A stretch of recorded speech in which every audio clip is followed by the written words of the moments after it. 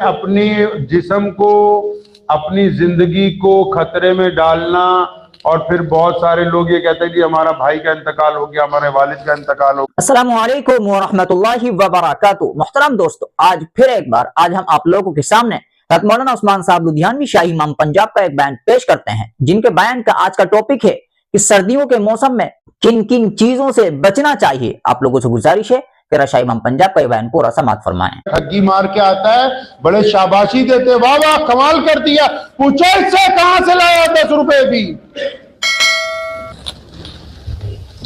حلال کھانے کا طریقہ سکھاؤ اولاد کو۔ ضروری نہیں ہے کہ اگر کسی کی والدہ کا نکاح نہ ہوا ہو تو بچہ حرام کا کہلاتا ہے۔ جو لوگ حرام کھا کے اپنی زندگی اجیرن کر چکے ہیں، وہ بھی وہ حرام خوروں کے اندر گنے جاتے ہیں۔ ضروری نہیں ہوتا کہ زیادتی کے ساتھ پیدا ہوئی اولاد ہی حرام کی ہو۔ اصل حرام کے وہ ہوتے ہیں جو کہ حرام کا مال کھا کے جن کے دل مردہ ہو جاتے ہیں۔ اولاد کو اگر سچ سکھانا ہے، سب سے پہلے یہ سکھانا ہے کہ بیٹا کم کھا لیں، بیٹی کم کھا لیں، لیکن حلال کا کھائیں، مفت کے قرضوں میں نہ پڑیں، اپنی خواہشات کو دعا دبا کے رکھیں۔ نبی علیہ السلام نے حضرت ابو ذر غفاری رضی اللہ عنہ نے فرمایا میرے بیٹا جب بھی دیکھنا نیچے دیکھنا، سرمایہ داروں کو مت دیکھنا، اوپر نہیں دیکھنا۔ وصیت فرمائی تھی، فرمایا جتنے مسکین آئیں، ضرورت مند آئیں، ان کی مدد کرنا، اور جب بھی دیکھنا نیچے دیکھنا، اوپر نہیں دیکھنا۔ اپنی اولاد کو کون سمجھائے گا؟ آج کل اولاد کو کون سمجھانے کے لیے تیار ہے؟ ہم قرضے اٹھا کے اولاد کے نخرے برداشت کر رہے، اور اس اولاد کے نخرے برداشت کر رہے ہو، قرضے اٹھا کے ان غلط باتوں کو مان دو کہ جب ادھر جان نکلی انہوں نے کہا مولوی صاحب جتنی جلدی جنازہ ہو سکتا ہے کر دو،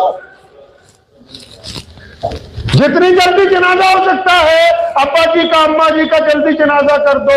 ہم نہیں انتظار کرتے جو رشتہ دار آئیں گے، کوئی بات نہیں بعد میں افسوس کرتے رہیں گے، یہ تو تجھے 10 گھنٹے 5 گھنٹے اس گھر میں برداشت نہیں کرتے جو ان کے لیے بے ایمانیاں کر کے جوڑا ہے، یہ اس میں تیرا بستر رکھنے کے لیے تیار نہیں۔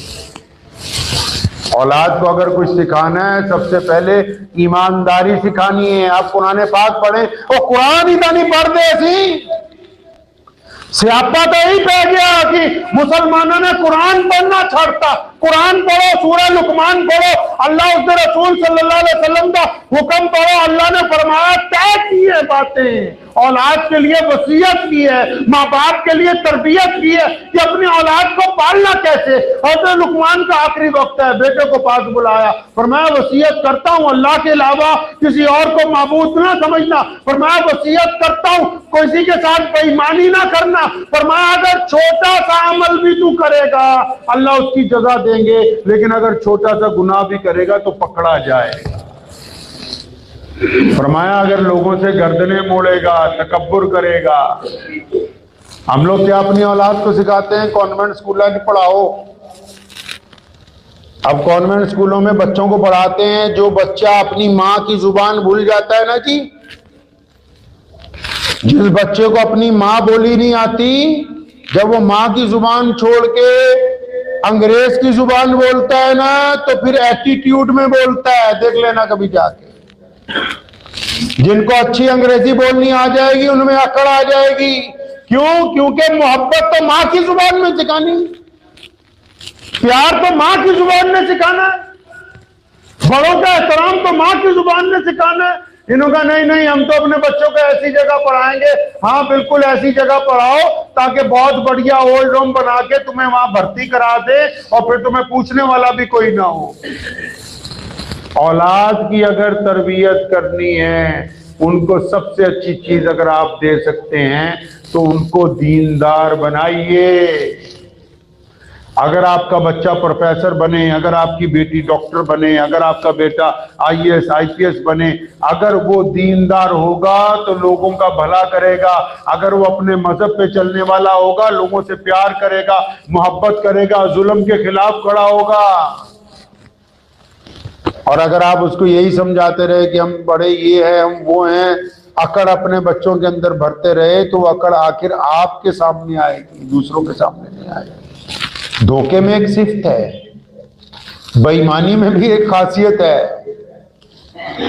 یہ کیا کرتا ہے کہ یہ ایک ایسا تیر ہے، دھوکہ اور بے ایمانی، جب ہم کسی کی طرف چلاتے ہیں نا، یہ اس کے لگنے کے بعد واپس ہماری طرف ہی آتا ہے، واپس آتا ہی ہے۔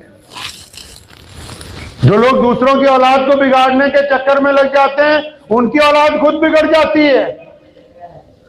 اور آج کا دور، اس دور میں تو ماں باپ کے لیے لازمی ہے کہ اپنے بچوں کو حلال کھانا سکھائیں، اپنے بچوں کو حلال حرام کی تمیز دیں، اپنے بچوں کو بولنے کے لب و لہجے میں نرمی پیدا کریں۔ اور یہ جو جھوٹ بولنے والی مشین بنائی ہے سائنسدانوں نے، اس مشین پر سچ بولیں تاکہ لوگ اس کو سچ بولنے والی مشین کہنے لگے۔ کون سی مشین جھوٹ بولنے والی؟ یہ موبائل جو بھی کوئی اٹھاتا ہے، ہاں تو کہاں ہے، گھنٹہ گھر پہ کھڑا ہوگا تو بولے گا نہیں جی میں تو فلاں چوک کے اندر کھڑا ہوں۔ بلا ضرورت جھوٹ بول رہے ہیں، کیونکہ اس مشین نے سکھا دیا کہ تمہیں دیکھ تھوڑی رہا ہے وہ، جہاں مرضی ہو بولو، جھوٹ دبا کے جھوٹ بولو۔ اپنے بچوں کو اس مصیبت سے بچائیے۔ آپ کو شاید پتہ نہیں ہے، جن لوگوں کے ہاتھوں میں موبائل رہتا ہے ان کی صحت جو ہے خراب ہو جاتی۔ اب تو یہ مصیبت ہر بندے کی جیب میں ہے، رات کو 2-2 بجے تک موبائل دیکھ رہے ہیں، 2-2 بجے تک موبائل دیکھ رہے ہیں، صبح کو آنکھ ہی نہیں کھلتی۔ اور جب رزق بڑھتا ہے، پرندے نکل آتے ہیں گھونسلوں سے، اب وہ تمام لوگ ناکام ہیں۔ تختی پہ لکھ کے لے جاؤ، جو خود بھی سوتے رہتے ہیں، اولادوں کو بھی کہتے ہیں سو جاؤ۔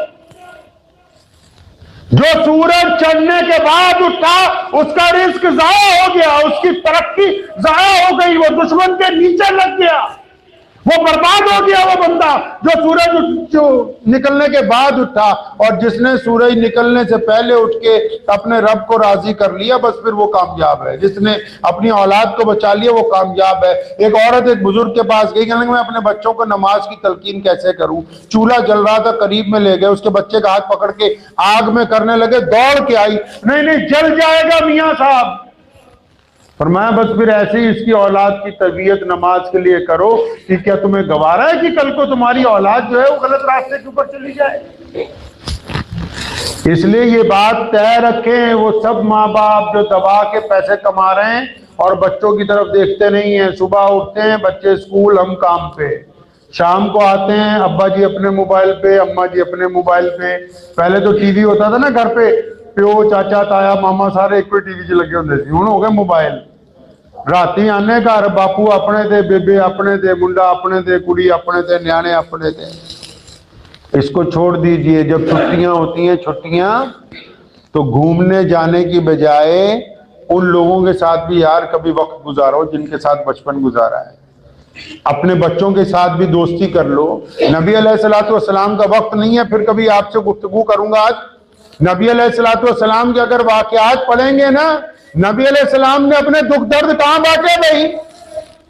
بتاؤ تو صحیح، کون سے ایسے صحابی ہیں جن کو نبی علیہ الصلوۃ والسلام نے بیٹھ کے اپنے دکھ درد کی بات کی ہو؟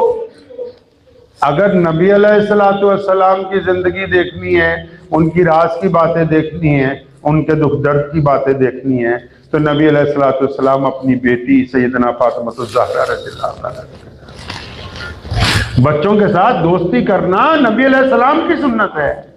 نبی علیہ الصلوۃ والسلام کی سنت ہے اپنے بچوں کے ساتھ دوستی کرنا۔ اس لیے 2 قدم آگے بڑھیے، آنکھیں کھولیے۔ مستقبل میں یہ دنیا جن کے ہاتھ میں پکڑانی ہے، اگر چاہتے ہیں کہ یہ دنیا خوبصورت رہے، اس دنیا میں نفرت نہ ہو، اس دنیا میں بے ایمانی نہ ہو، ٹھگی نہ ہو، چوری نہ ہو، بدماشی نہ ہو، تو جو آج کے بچے ہیں ان کے مستقبل کو خوبصورت بنائیے، ان میں نفرت نہ بھریے، ان کے اندر دینداری لے کے۔ تو انشاءاللہ تعالی میں یہ امید کرتا ہوں کہ ہم سب لوگ جو ہے اپنا کچھ نہ کچھ وقت جو ہے اپنی اولاد کو ضرور دیں گے انشاءاللہ تعالی، اور ان کے اندر وہ صفات پیدا کرنے کی کوشش کریں گے۔ گرچہ کچھ کاموں سے روکتے ہوئے ایسا لگے کہ بچے ناراض ہو جائیں گے، اگر کچھ کام غلط ہیں ان کی صحت کے اعتبار سے روکیے، کچھ گھنٹوں کے لیے ناراض ہوں گے لیکن ان کے لیے اس میں فائدہ ہوگا۔ تو اس لیے ہمیشہ اس بات کو نوٹ کر لیجئے کہ اگر ہم بچوں کی صحیح تربیت کر سکے تا مرن تو بعد کوئی یاد کروں گا. ممبر تے بیٹھا ہے لوکی آندے بجے بجے مولوی صاحب ابا جی انتقال کر گئے, کہ بچوں کو قورمہ کھلانا ہے, بریانی کھلانی ہے, قرآن پڑھا دینا. اچھا کتنا پڑھا دیں بھائی؟ ٹھیک ہے 2-4 بچے پارا پڑھ دیتے ہوں گے مدرسے کے, تو سارے ہی تھوڑی پڑھ دیتے ہیں. بچے تو کھیلتے کھلتے ہوتے ہیں, ایک دوسرے سے مذاق کرتے رہتے ہیں. اگلا پیو توڑا مریا انہیں تو 4-4 پیج اکٹھے ہی پڑھتے. ایک بات ہے, تو اگر آپ کا بچہ پڑھا لکھا ہوگا وہ اپنے باپ کے لیے دعا کرے گا, اپنی ماں کے لیے دعا کرے گا. قبر میں رات پہنچے گی, رات پہنچے گی. نبی علیہ السلام نے فرمایا کہ جب کسی قبر پہ عذاب ہوتا ہے تو اچانک فرشتوں کو حکم ہوتا ہے روک دو. تو پوچھتے ہیں یا اللہ کیا بات ہوگی؟ فرمایا اس کا بچہ مکتب میں گیا, اس نے قرآن پڑھا, بسم اللہ الرحمن الرحیم ایک آیت پڑھی. فرمایا ایسا پتر کہندا ہے کہ میرا رب بڑا رحم کرنے والا ہے. جس کا بچہ یہ کہتا ہے کہ میرا رب رحم کرنے والا ہے, تو اس کا رب پھر اس کے باپ کو کیوں کر عذاب دے سکتا ہے؟ تو دعا کیجیے اللہ تبارک و تعالیٰ مجھے بھی اور آپ سب کو بھی ان باتوں پہ عمل کی توفیق عطا فرمائے. ٹھنڈ بہت پڑ رہی ہے بھائی. کیا پڑ رہی ہے جی؟ ٹھنڈ بہت پڑ رہی ہے. پہلی گزارش تو یہ, میں گزشتہ 15 دن سے کسی سفر پہ نہیں گیا. کل اچانک ایک جگہ جانا ہوا موہالی کے پاس, تو اندازہ ہوا کہ دن میں بھی ہائی وے پہ دھند ہے. تو بنا ضرورت کے, میرے والد صاحب رحمۃ اللہ علیہ فرمایا کرتے تھے بنا ضرورت کا سفر حرام ہے, بنا ضرورت کا سفر عذاب ہے بندے کے لیے. بنا کسی مجبوری کے دھند میں سفر مت کیجئے. اپنی جسم کو, اپنی زندگی کو خطرے میں ڈالنا. اور پھر بہت سارے لوگ یہ کہتے ہیں کہ ہمارا بھائی کا انتقال ہو گیا, ہمارے والد کا انتقال ہو گیا دھند کے اندر. یہ بہت بڑی بیوقوفی ہے. اگر وہ کام واٹس ایپ پہ فون پر ہو سکتا ہے تو کروا لیجئے, نہیں ہو سکتا 10 دن بعد کر لیجئے. دھند کے اندر کسی کو بھی سفر کرنا اچھی بات نہیں ہے, بنا مجبوری کے سفر نہ کیجیے. دوسرا, اگر آپ کو ٹھنڈ لگ رہی ہے تو اس کا مطلب باقیوں کو بھی لگ رہی ہوگی. باقیوں کو لگ رہی ہے تو ان میں ذرا یہ تلاش کر لیجئے کہ ایسا کون کون سا ہے جس کے پاس سردی سے رکنے کا سامان نہیں ہے. مطلب آپ نمازی ہیں, متقی ہیں, پرہیزگار ہیں, سردی بہت ہے, آپ کو لگ رہی ہے, تو کوئی غریب آپ کے دائرے میں تو نہیں جس کو لگتی ہو اور اس کے پاس کمبل نہ ہو, اس کے پاس جرابے نہ ہو, سر پہ پہننے کے لیے گرم ٹوپی نہ ہو, اس کے پاس رات کو سونے کے لیے رضائی نہ ہو. آپ کے دائرے میں ہر بندہ اپنے دائرے کا جواب دہ ہے. اتنی سخت سردی میں اپنے آس پاس دیکھ لیجئے, پوری دنیا کا ٹھیکہ نہیں اپنا لیتا ہر بندے نے. حکم ہے کہ اپنے آس پاس دیکھو. اگر آپ کے آس پاس کوئی بندہ سردی سے ٹھٹر رہا ہے تو اس کو جا کے سردی سے بچنے کا سامان دے دیجئے. اللہ تبارک و تعالیٰ آپ کی نسلوں کے اندر بھی اس کی برکت عطا فرمائیں گے. 3 طبقے ہیں ہمارے یہاں. پہلا طبقہ دیندار لوگوں کا ہے, اللہ والوں کا ہے, بڑے بڑے بزرگوں کا, جن کا اپنے پروگراموں میں بار بار یہ کہنا ہے کہ ہم دیندار نہیں رہے اس لیے عزت ہمارے ہاتھ سے نکل گئی. ہم دیندار نہیں رہے, ہم اسلام کے پابند نہیں رہے, عزت ہمارے ہاتھ سے نکل گئی, پریشان ہیں ہم. اچھا جی, تو ہم دیندار بن جاتے ہیں. اب دیندار جب بن جاتے ہیں اچھی طرح, تو باہر جب مسئلہ ہوتا ہے مسجد سے کوئی, تو یہ دیندار طبقہ کہتا ہے بھائی میں تو نہیں جاؤں گا وہاں. تو بھائی تم تو کہہ رہے تھے کہ اگر مکمل دیندار بن جائیں گے تو بڑے عزت والے بن جائیں گے, ہر معاملہ درست ہو جائے گا. یہ کیا بات ہوئی کہ باہر اگر ذرا سا کوئی مسئلہ ہو گیا تو تم کہتے ہو کہ نہیں اب میرا کام نہیں ہے, میں تو بس تمہیں تسبیحات بتا سکتا تھا, چلا لگوا سکتا تھا, تمہارا سر پہ ہاتھ پھیر کے دعائیں دے سکتا تھا. اچھا آپ تو کہتے تھے کہ اگر دیندار بن جائیں گے تو بڑی عزت اور شان و شوکت ہو جائے گی, لیکن پتہ لگا کہ جب پورا وقت ہی دین کے اندر لگا دیا تو جب باہر نکلے تو پھر کسی اعلیٰ افسر سے بات کرنے کی بھی جرت ان میں نظر نہیں آئی. دوسرا طبقہ مسلمان دانشوروں کا, چاہے وہ علی گڑھ کے ہوں چاہے جامعہ ملیہ اسلامیہ کے ہوں, چاہے وہ لکھنؤ کے ہوں، جن کا یہ رونا ہے پچھلے 70 سال سے کہ اعلیٰ تعلیم ہونی چاہیے، اعلیٰ تعلیم۔ ہم پڑھے لکھے نہیں ہیں اس لیے سماج سے پچھڑ گئے، ہمارے کے اندر تعلیم کی کمی ہے، ہماری قوم میں ہم معاشرے سے پچھڑ گئے ہیں۔ کوئی پروگرام دیکھ لو ان کا، بس ان کو اس بات پہ غرور ہے کہ ہم بہت پڑھے لکھے ہیں، لیکن سماج پڑھا لکھا نہیں رہا، ہم ان کو پڑھا لکھا بنا۔ اچھا بھائی پڑھ لکھ جاتے ہیں، بتاؤ کیا کرنا ہے؟ ارے نہیں، آپ پڑھیے لکھے، IAS بنیے، IPS بنیے، بن گئے جناب۔ آپ نے جو کہا، ہم نے اس میدان کے اندر بے شمار لاکھوں بچے اپنے لگا دیے، جن کو تعلیم یافتہ بنایا، ڈاکٹر بنایا، انجینئر بنایا، بالکل LLM کر کے ججوں کی کرسیوں پہ بٹھا دیا، افسران بڑے بڑے بنا دیے۔ تو پھر انہوں نے قوم کا کیا سنوارا؟ جب یہ سب کچھ بن گئے تو کہنے لگے نہیں جی، ہم تو اپنے منترالیہ کے جو منتری صاحب ہیں ان کے ادھین ہیں، ہم آپ کی کچھ کھل کے مدد نہیں کر سکتے۔ تو پتہ لگا یہ دوسرا طبقہ جو رونا روتا تھا، یہ جو ہمیں سمجھا رہا تھا کہ تم پورا وقت ہی پڑھائی میں لگا دو گے تو پھر تمہیں عزت مل جائے گی، لیکن نہیں، جب یہ بھی پڑھ کے کسی بڑی کرسی پہ بیٹھے تو یہ کسی کے ماتحت ہو گئے، عزت پھر نہیں دلوا سکے۔ تیسرا طبقہ مسلمان بیپاریوں کا ہے، وہ جو بڑے انڈسٹریلسٹ ہیں، اچھے ہیں، ان کو بولو جی، ان کا بھی اپنے جو ان کے پروگرام ہوتے ہیں ان کا رونا ہے۔ ارے یار یہ کام ہی نہیں کرتے، نٹھلے، یہ محنت ہی نہیں کرتے، یہ تو کاروبار بہترین کریں، کاروبار بہترین کریں۔ اچھا جی تم نے یہ رونا لگایا تو ہم نے کاروبار کے اندر کام کیا، اور ماشاءاللہ پوری دنیا کی انڈسٹری میں آج مسلمانوں کا حصہ سب سے زیادہ ہے، پورے ورلڈ کی انڈسٹری میں۔ اس ملک میں بھی ہاتھ سے کام کرنے والے سب سے زیادہ محنتی لوگ جو ہیں وہ اہل ایمان میں سے ہیں۔ تم نے کہا جی کام کرو، خوب کام کیا،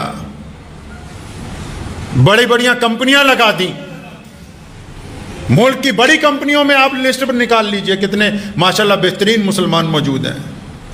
تو پھر کیا ہوا؟ جب یہاں پھر قوم کی بات آئی تو انہوں نے کہا نہیں جی، ہم کیونکہ بیوپاری ہیں اس لیے ہم تمہارے سیاسی معاملات میں دخل نہیں دے سکتے۔ تینوں اپنی اپنی جگہ ناکام ہیں۔ کیوں ناکام ہیں؟ کیونکہ یہ تینوں اپنے اپنے مزاج کے مطابق قوم کو چلانا چاہتے ہیں۔ قوم جو ہے، قوم مذہب سے ہے، مذہب جو نہیں، کچھ بھی نہیں، ربط باہم جو نہیں، محفل انجم بھی نہیں۔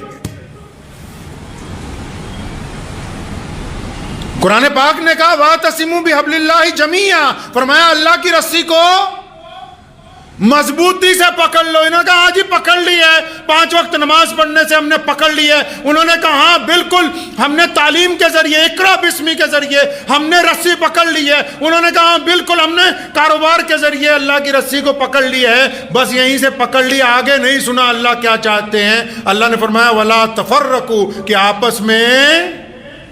آپس میں لڑو نہیں، آپس میں جھگڑو نہیں، آپس میں نا اتفاقی نہ کرو۔ یہ کہتے ہیں تینوں طبقے کہ رسی تو اللہ کی پکڑیں گے لیکن آپس میں ملیں گے نہیں۔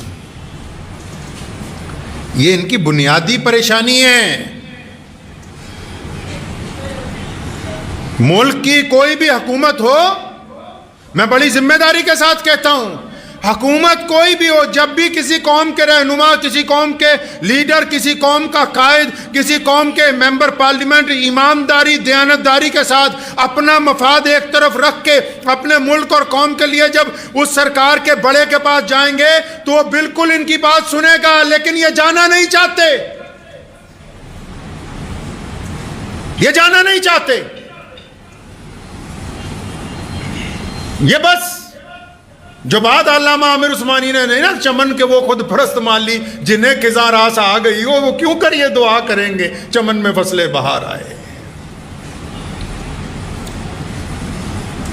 حکومتوں کا جو مزاج ہوتا ہے وہ اس کو جنتا طے کرتی ہے، لوگ طے کرتے ہیں۔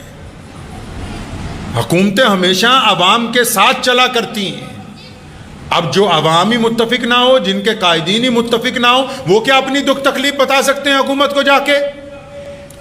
میں کہنا تو نہیں چاہتا تھا لیکن پھر بھی دہرا رہا ہوں اپنی اس بات کو کہ ابھی پچھلے ہفتے جماعت نے اپنا بہت بڑا پروگرام کیا اور اس میں پورے ملک کی ادھر کی ادھر کی فلاں کی طلاں کی باتیں کرتے رہے، لیکن ان قراردادوں کے اندر کہیں ایک لفظ یہ نہیں لکھا کہ ہماری قوم میں ایک بزرگ بندہ ہے، ہماری قوم میں ایک شریف آدمی ہے، اس پر مقدمہ جھوٹا پڑ گیا، حکومت کو ایک دفعہ اس اجلاس کے اندر ایک دفعہ ان مولویوں نے قرارداد پیش کر کے حکومت کو نہیں کہا کہ ہماری بات سننی چاہیے، ہمارے ساتھ زیادتی ہوئی ہے۔ لیکن دعویٰ ہے کہ ہم ہمدرد ہیں قوم کے، یہ دعویٰ لیکن پورا رکھیے گا، اور آپ بھی ماشاءاللہ ان سے سر پہ ہاتھ پھرواتے رہیں، 500 کے نوٹ مصحفوں میں دیتے رہیے، ہٹیے گا نہیں اس وقت تک جب تک اللہ کی طرف سے حکم نہ آ جائے کہ ان کی جگہ دوسرے بندے لاؤ۔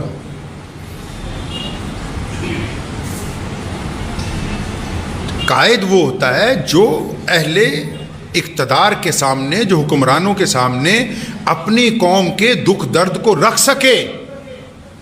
پچھلے ایک ہفتے سے لگاتار یہی بیانات سن رہا تھا تو دل میں آیا کہ کم از کم اپنی قوم کے جو بڑے ہیں ان کو گزارش ہی کر دوں کہ حضرت اگر آپ واقعی اتفاق کی بات کرتے ہیں تو ہمیں تو آپ سارے کے سارے بڑے اکابر حضرات، جتنے بڑے اکابر علماء ہیں، جڑے بڑے اکابر مسلمان لیڈران ہیں، ہم نے تو ان کو ابھی تک ایک اسٹیج کے اوپر نہیں دیکھا ہے، ہم نے ان کو ایک اسٹیج پہ نہیں دیکھا۔ یہ باتیں اتفاق کی تب ہوتی ہیں جب عملی طور کے اوپر اس کا نتیجہ کیا جائے۔ پیارے نبی حضرت محمد رسول اللہ صلی اللہ تعالیٰ علیہ وسلم نے ہمیں یہ درس دیا ہے، آپ صلی اللہ علیہ وسلم نے یہ بات سمجھائی ہے ہمیں کہ آپس میں نا اتفاقی نہ کریں۔ مسلمانوں کو تو رسول اللہ صلی اللہ علیہ وسلم نے ایسی باتیں عطا فرمائی جو پوری دنیا کے لیے فائدہ مند ہے، پوری دنیا کے انسانوں کے لیے محبت کی علم بردار ہیں، پوری دنیا کے انسانوں کے لیے فلاح و بہبود کی علم بردار ہیں، پوری دنیا میں ظلم و ستم کے خاتمے کے لیے، پوری دنیا کے مظلوموں کی مدد کے لیے فائدہ مند ہیں۔ اور یہ اتنے کمزور ہیں کہ حضور صلی اللہ علیہ وسلم کی شان میں بے ادبی ہو تو اس پر بھی کچھ نہیں بولتے، جبکہ ان کو پتا کہ پوری کائنات میں مسلمانوں کو اپنی جان سے، مال سے، ہر شے سے زیادہ اگر کوئی قیمتی ہمارے نزدیک ہے تو صرف اور صرف حضرت محمد رسول اللہ صلی اللہ تعالی علیہ وسلم کی ذات گرامی۔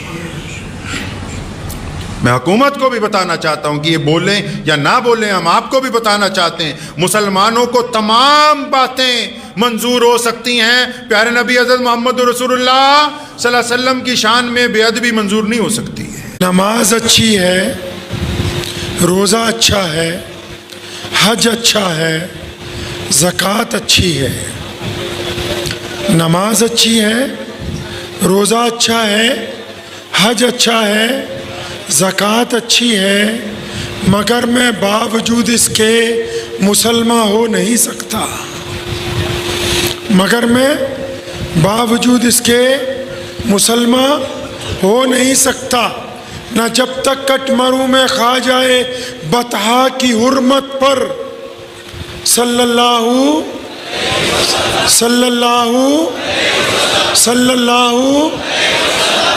نماز اچھی ہے، روزہ اچھا ہے، حج اچھا ہے، زکوٰۃ اچھی ہے، مگر میں باوجود اس کے مسلمان ہو نہیں سکتا، نہ جب تک کٹ مروں میں کھا جائے بطحا کی حرمت پر خدا شاہد ہے کہ کامل میرا ایمان ہو نہیں سکتا۔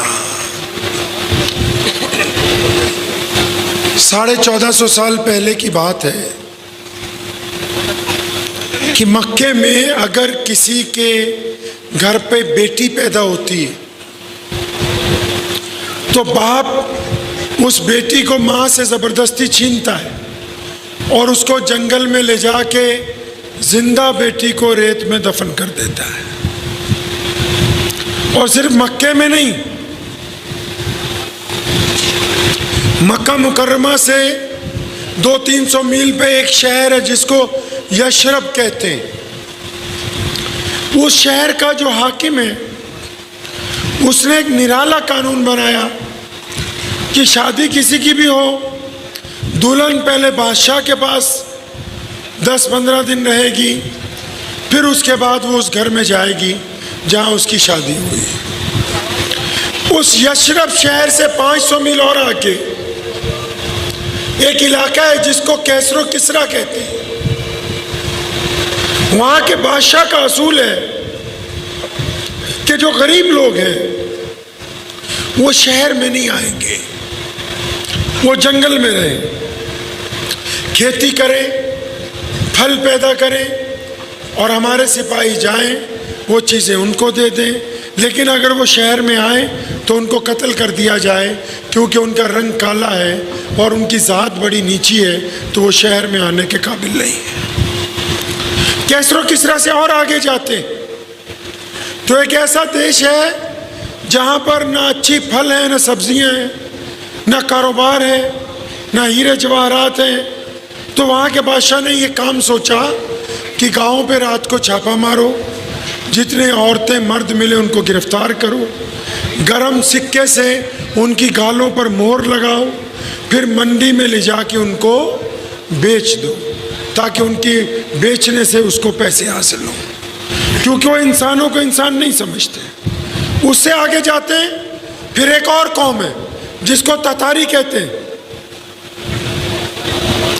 اس بادشاہ کے جو بچے ہیں تو ان کو کیونکہ کوئی کھیل اچھا نہیں لگتا، تو انہوں نے سوچا کہ روزانہ 2-4 لوگوں کی گردن اتارا کریں، اور بنا گردن کے جب کوئی انسان تڑپتا ہے تو ان کو مزہ آتا ہے، تو وہ روزانہ اس کھیل کے لیے کئی درجن غریبوں کی گردن اتار دیتے ہیں۔ یہ میں اس وقت کی بات کر رہا ہوں جب محمد صلی اللہ علیہ وسلم نہیں آئے تھے۔ آج کل ہمارے مولوی صرف مکے کی بات کرتے ہیں، مکہ نہیں، پوری دنیا کا جو اتہاس ہے، جو وشو کا اتہاس ہے، وہ یہ کہتا ہے کہ محمد صلی اللہ علیہ وسلم کے آنے سے پہلے دنیا ایسی نہیں تھی جیسی آج ہے، ویسی نہیں تھی دنیا۔ اس سے اور آگے چلے جائیں، منگول ہیں، منگولوں نے قانون بنایا کہ دوسرے کو ڈرانا ہے، تو اس کے لیے کیا ہے کہ بڑے بڑے مینار مٹی اور گارے کے نہیں بنانے، وہ ایک طرف سے 100-200 لوگوں کو لاتے ہیں، ان کی گردن اتارتے ہیں، چمڑی صاف کرتے ہیں، تو کھوپڑیوں کا مینار اپنے شہر کے گیٹ پر بناتے ہیں، تاکہ جب کوئی طاقتور آدمی آئے، جب کوئی دوسرا بادشاہ آئے تو ہزاروں کھوپڑیوں کو دیکھ کے وہ ڈر جائے، وہ سمجھ جائے کہ یہ بڑی طاقتور قوم ہے۔ بس اسی لیے کھوپڑی اتار رہے ہیں۔ اور اس سے آگے چلے جائیں، جس کو آج لوگ اچھی تہذیب کہتے ہیں، چائنا، تو وہاں کے بادشاہ نے قانون بنایا کہ ہم جو امیر لوگ ہیں وہ تو سڑک پہ چلیں گے، غریب لوگ سڑک سے نیچے مٹی میں چلیں گے، گارے میں، کیونکہ اگر ان کی پرچھائی ہمارے اوپر پڑ گئی تو ہمارے کپڑے ناپاک ہو سکتے ہیں۔ اس سے اور آگے چلے جائیں، جس کو آپ نئی دنیا کہتے ہیں، آج کے دور میں اس کا نام امریکہ ہے۔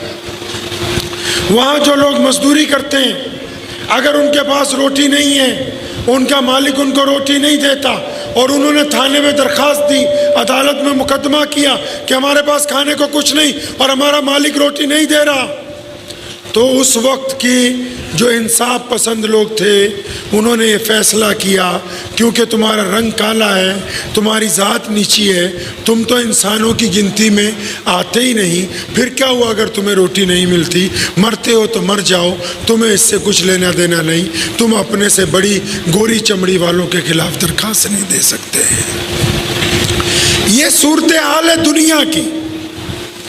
یہ واقعات آپ کو اس لیے سنائے کہ اب بہت سے مولوی، بہت سے دنیا دار یہ سمجھتے ہیں کہ صرف مکے میں نہیں، پوری دنیا میں حالات خراب تھے، اور اسلام دنیا کا سب سے بڑا مذہب اس لیے نہیں بنا کہ ہم نے آتے یہ کہا کہ صرف ایک اللہ کو مانو، نہیں، یہ بات تو آدم علیہ السلام نے کہی، نوح علیہ السلام نے کہی، ابراہیم علیہ السلام نے کہی، ہمارے اور آپ کے نبی صلی اللہ علیہ وسلم نے مکمل کہی، فرمایا جو ایک اللہ کو، ایک رسول اللہ کو مانے گا، جو ایک اللہ کو، ایک رسول اللہ کو مانے گا، اس کو دنیا کے ہر ایک انسان کو برابری کا درجہ دینا ہوگا، اس کو چھوا چھوت سے انکار کرنا ہوگا، اس کو بنا رنگ دیکھے، بنا مذہب دیکھے، بنا اس کی ذات دیکھے، اس کو اپنے برابر کا انسان سمجھنا ہوگا۔ اس لیے پوری دنیا میں اسلام آج سب سے بڑا مذہب بن کے ابھرا ہے۔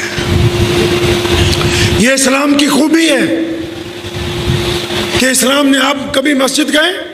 مسجد جاتے ہیں آپ؟ ارے بولیے نا، مسجد جاتے ہیں؟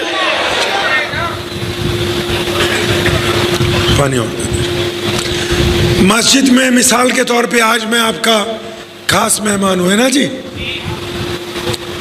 ہمارے صدر جلسہ بھی بیٹھے ہوئے مفتی صاحب، مولانا صاحب بھی تشریف فرما ہے، راجستھان سے صوفی صاحب بھی آئے۔ ابھی اگر عشاء کی نماز ہو رہی ہو، ہم سب لوگ جو اسٹیج پہ بیٹھے ہیں، اگر مؤذن تکبیر کہہ دے، امام نیت باندھ لے، ہم لیٹ پہنچیں تو ہمیں کہاں جگہ ملے گی؟ پہلی صف میں؟ بھائی کہاں جگہ ملے گی؟ اگر تھوڑا جلدی پہنچیں گے تو دوسری تیسری صف میں، تھوڑا اور لیٹ ہو جائیں تو برآمدے میں، اور تھوڑا اور لیٹ ہو جائیں تو صحن میں، اور جمعے کی نماز ہو رہی ہو، خطبہ ہو چکا ہو، امام نے نیت باندھ لی ہو، اگر ہم لیٹ پہنچیں گے یا کوئی مسلمان وزیر لیٹ آئے گا یا کوئی مسلمان افسر لیٹ آئے گا یا کوئی مسلمان ادیوگ پتی لیٹ آئے گا، کوئی مسلمان کروڑ پتی آدمی لیٹ آئے گا، تو اس کو کہاں نماز پڑھنی ہے؟ جہاں محمد رسول اللہ کی امت نے اپنی جوتیاں اتاری ہیں نا، اس کو وہاں نماز پڑھنی ہے، کیونکہ یہ رسول اللہ کا دین ہے۔ کوئی مائی کا لال کسی غریب کو ہٹا کے اس کی جگہ پہ آگے نہیں جا سکتا ہے۔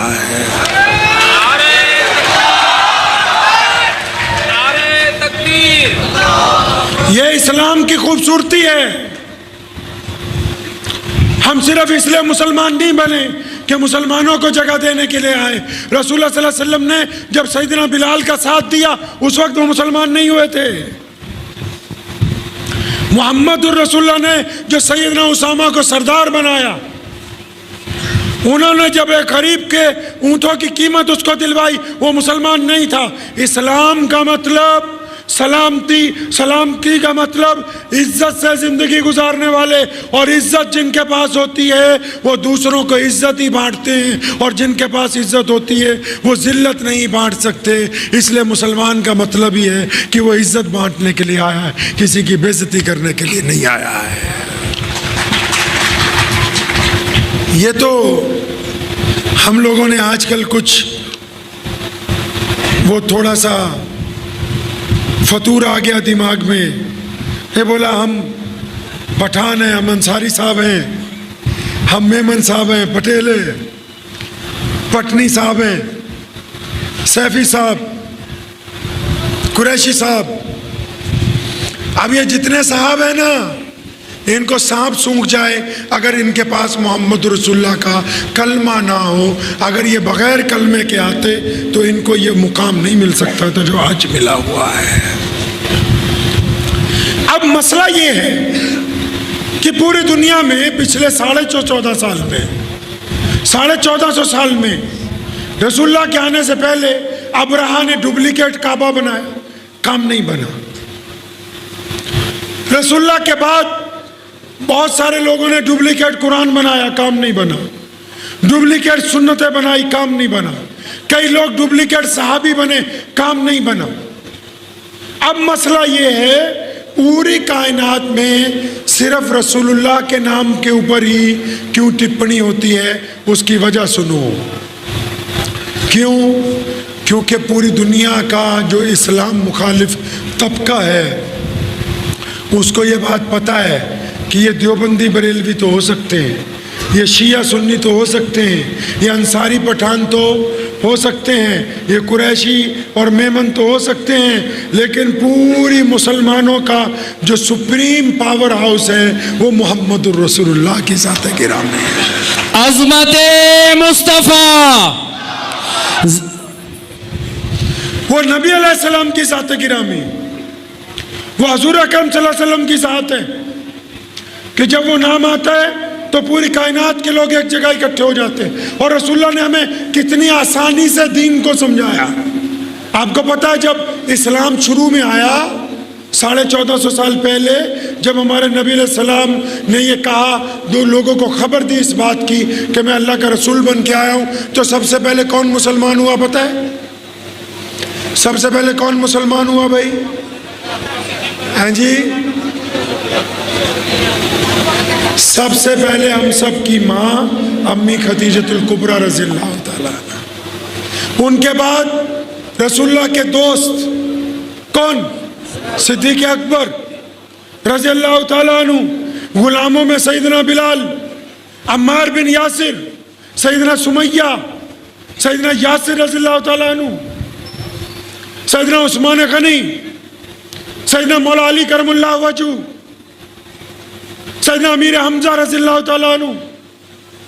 اب یہ جب لوگ مسلمان ہوئے نا تو انہوں نے ایک بات پوچھی تھی نبی علیہ السلام سے، اس وقت نماز نہیں آئی تھی ابھی، تو ان سب نے پوچھا یا رسول اللہ صلی اللہ علیہ وسلم، جیسے چناؤ آتا ہے نا چناؤ، تو کوئی پارٹی والا آپ کے پاس آئے بولے ہمیں ووٹ دو، آپ پوچھتے ہو کہ ووٹ دیں گے تو تم کیا کرو گے؟ ہاں جی پوچھتے ہیں کہ نہیں؟ تو جو لوگ مسلمان ہوئے ابتدا میں انہوں نے کہا یا رسول اللہ صلی اللہ علیہ وسلم آپ پر ایمان لے آئے، اب کرنا کیا ہے؟ اگر کوئی ہمارا ہندو بھائی، سکھ بھائی، کوئی دلت عیسائی بھائی پوچھے کہ اسلام کا مطلب کیا ہے تو آپ 2 لفظوں میں کیا سمجھا سکتے ہو بتاؤ؟ کبھی سوچا؟ اللہ کی قسم آپ نے اتنی طاقت سے گوشت کھایا ہے کہ اب اسلام کا مطلب ہی گوشت ہو گیا ہے تمہارے نزدیک۔ مجھے آج کسی صاحب نے کہا مولانا آپ کے لیے بھنڈی بنائی ہے، جب چمچ اس میں ڈالا بھنڈی کم بوٹیاں زیادہ۔ صبح کسی نے کہا کہ آپ کے لیے ساگ بنایا ہے پالک کا، جب ساگ ڈالا تو ساگ کم گوشت زیادہ۔ ہم تو اتنی کثرت سے گوشت کھانے لگے کہ ہمارے جو غیر مسلم بھائی بہن ہیں ان کو یہ شک ہو گیا کہ مسلمان ہی وہی ہوتا ہے جو گوشت کھانے والا ہو، اگر وہ گوشت نہیں کھاتا تو اس کا مطلب وہ مسلمان ہی نہیں ہے۔ جبکہ ہمارے نبی علیہ السلام نے تمام کام تحمل سے کیے، کثرت سے کوئی بھی کھانا نہیں کھایا۔ ہمارا تو بس نہیں چل رہا، نہیں تو چائے کے اندر بھی 2-4 بوٹیاں پیس کے ڈال دیتے ہیں۔ اس سے نقصان کیا ہوا؟ جو بات ہم نے سمجھانی تھی دنیا کو، اور وہ ہم صرف اس لیے نہیں سمجھا رہے کہ ساری دنیا مسلمان ہو، نہیں، قرآن نے کہا، حدیث نے کہا کہ کوئی زبردستی نہیں ہے، لیکن سمجھانی اس لیے ضروری ہے کہ جن کو غلط فہمی ہو گئی، جن کو واٹس ایپ یونیورسٹی نے بھڑکا دیا، جو یہ سمجھنے لگے کہ مسلمان آتنکوادی ہیں، جن کو یہ غلط فہمی ہو گئی کہ اسلام جو ہے وہ دوسروں سے محبت کا پیغام نہیں دیتا، جو یہ سمجھنے لگے کہ مسلمان صرف اپنوں کی مدد کرتے ہیں، جب تک ہم محمد الرسول اللہ کا اعلیٰ کردار ان کے آگے پیش نہیں کریں گے اس وقت تک دنیا کو یہ خبر نہیں ہوگی کہ رسول اللہ صرف مسلمانوں کے نبی نہیں ہیں، وہ پوری کائنات کے لیے رحمت بن کے تشریف لے کے آئے۔ مجلس احرار، مجلس احرار، نعرہ تکبیر، نعرہ تکبیر۔ میں عرض یہ کر رہا تھا کہ صرف نبی علیہ السلام کے خلاف کیوں ٹپنی؟ اس کی وجہ ہے کہ کائنات میں جس طرح مرزا قادیانی آیا، کبھی مسلمہ قذاب آیا، تو دنیا کی تمام شر پسند طاقتوں کو یہ پتہ لگ گیا کہ اگر نعوذ باللہ حضور صلی اللہ علیہ وسلم کا دامن مسلمانوں کے ہاتھ سے چھٹ جائے گا تو پھر ان کے پلے کچھ بھی رہنے والا نہیں ہے۔ امریکہ میں ایک جگہ ہے لاس اینجلس، ٹھیک، ایک ہی مائک، کوئی مسئلہ نہیں، گلا خراب ہے، اور تمہارا مائک نہیں خراب، میرا گلا خراب ہے۔ میری بات توجہ سے سنیے، ضروری نہیں ہے کہ بہت زیادہ اونچی آواز ہو، تھوڑا ایکو کم کر دو بس۔ امریکہ میں لاس اینجلس ایک جگہ ہے، یاسر محمد خان نے ایک رپورٹ لکھی آج سے 6 سال پہلے۔ اس نے کہا کہ وہاں کی ایک NGO نے پوری دنیا سے 100 گھر اکٹھے کی، دھیان سے سننا اس بات کو، پوری دنیا سے 100 مسلمانوں کے گھر چنے، 100 تو کچھ بھی نہیں ہوتے، یعنی ہر ایک دیش سے ایک ایک گھر۔ ان کو بولا کہ ہم تمہیں کاروبار کروا کے دیں گے، تمہارا خرچہ اٹھائیں گے، تمہیں گھر دیں گے۔ ان 100 مسلمانوں کو ایک کالونی بنا کے رکھا، پروجیکٹ یہ بنایا، اس پروجیکٹ کا نام یہ رکھا کہ اسلام کیسے ختم ہوگا۔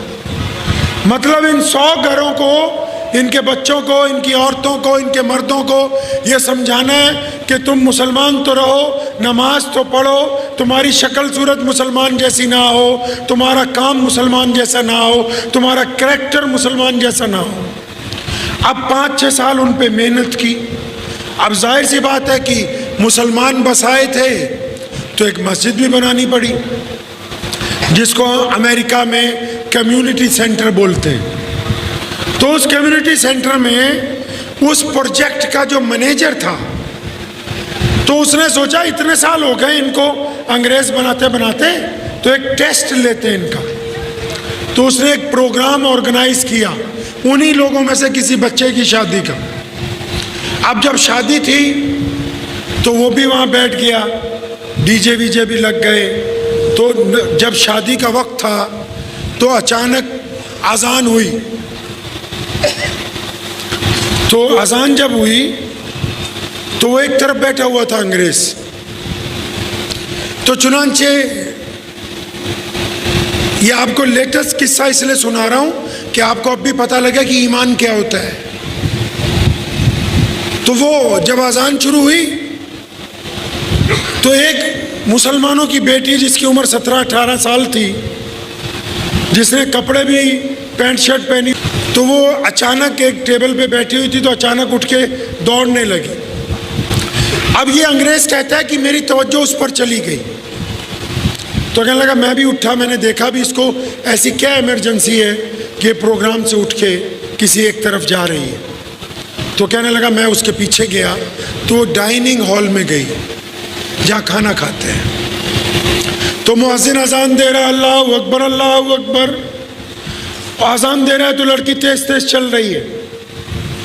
مؤذن نے جب دوسری بار کہا اللہ اکبر تو دوڑنے لگی۔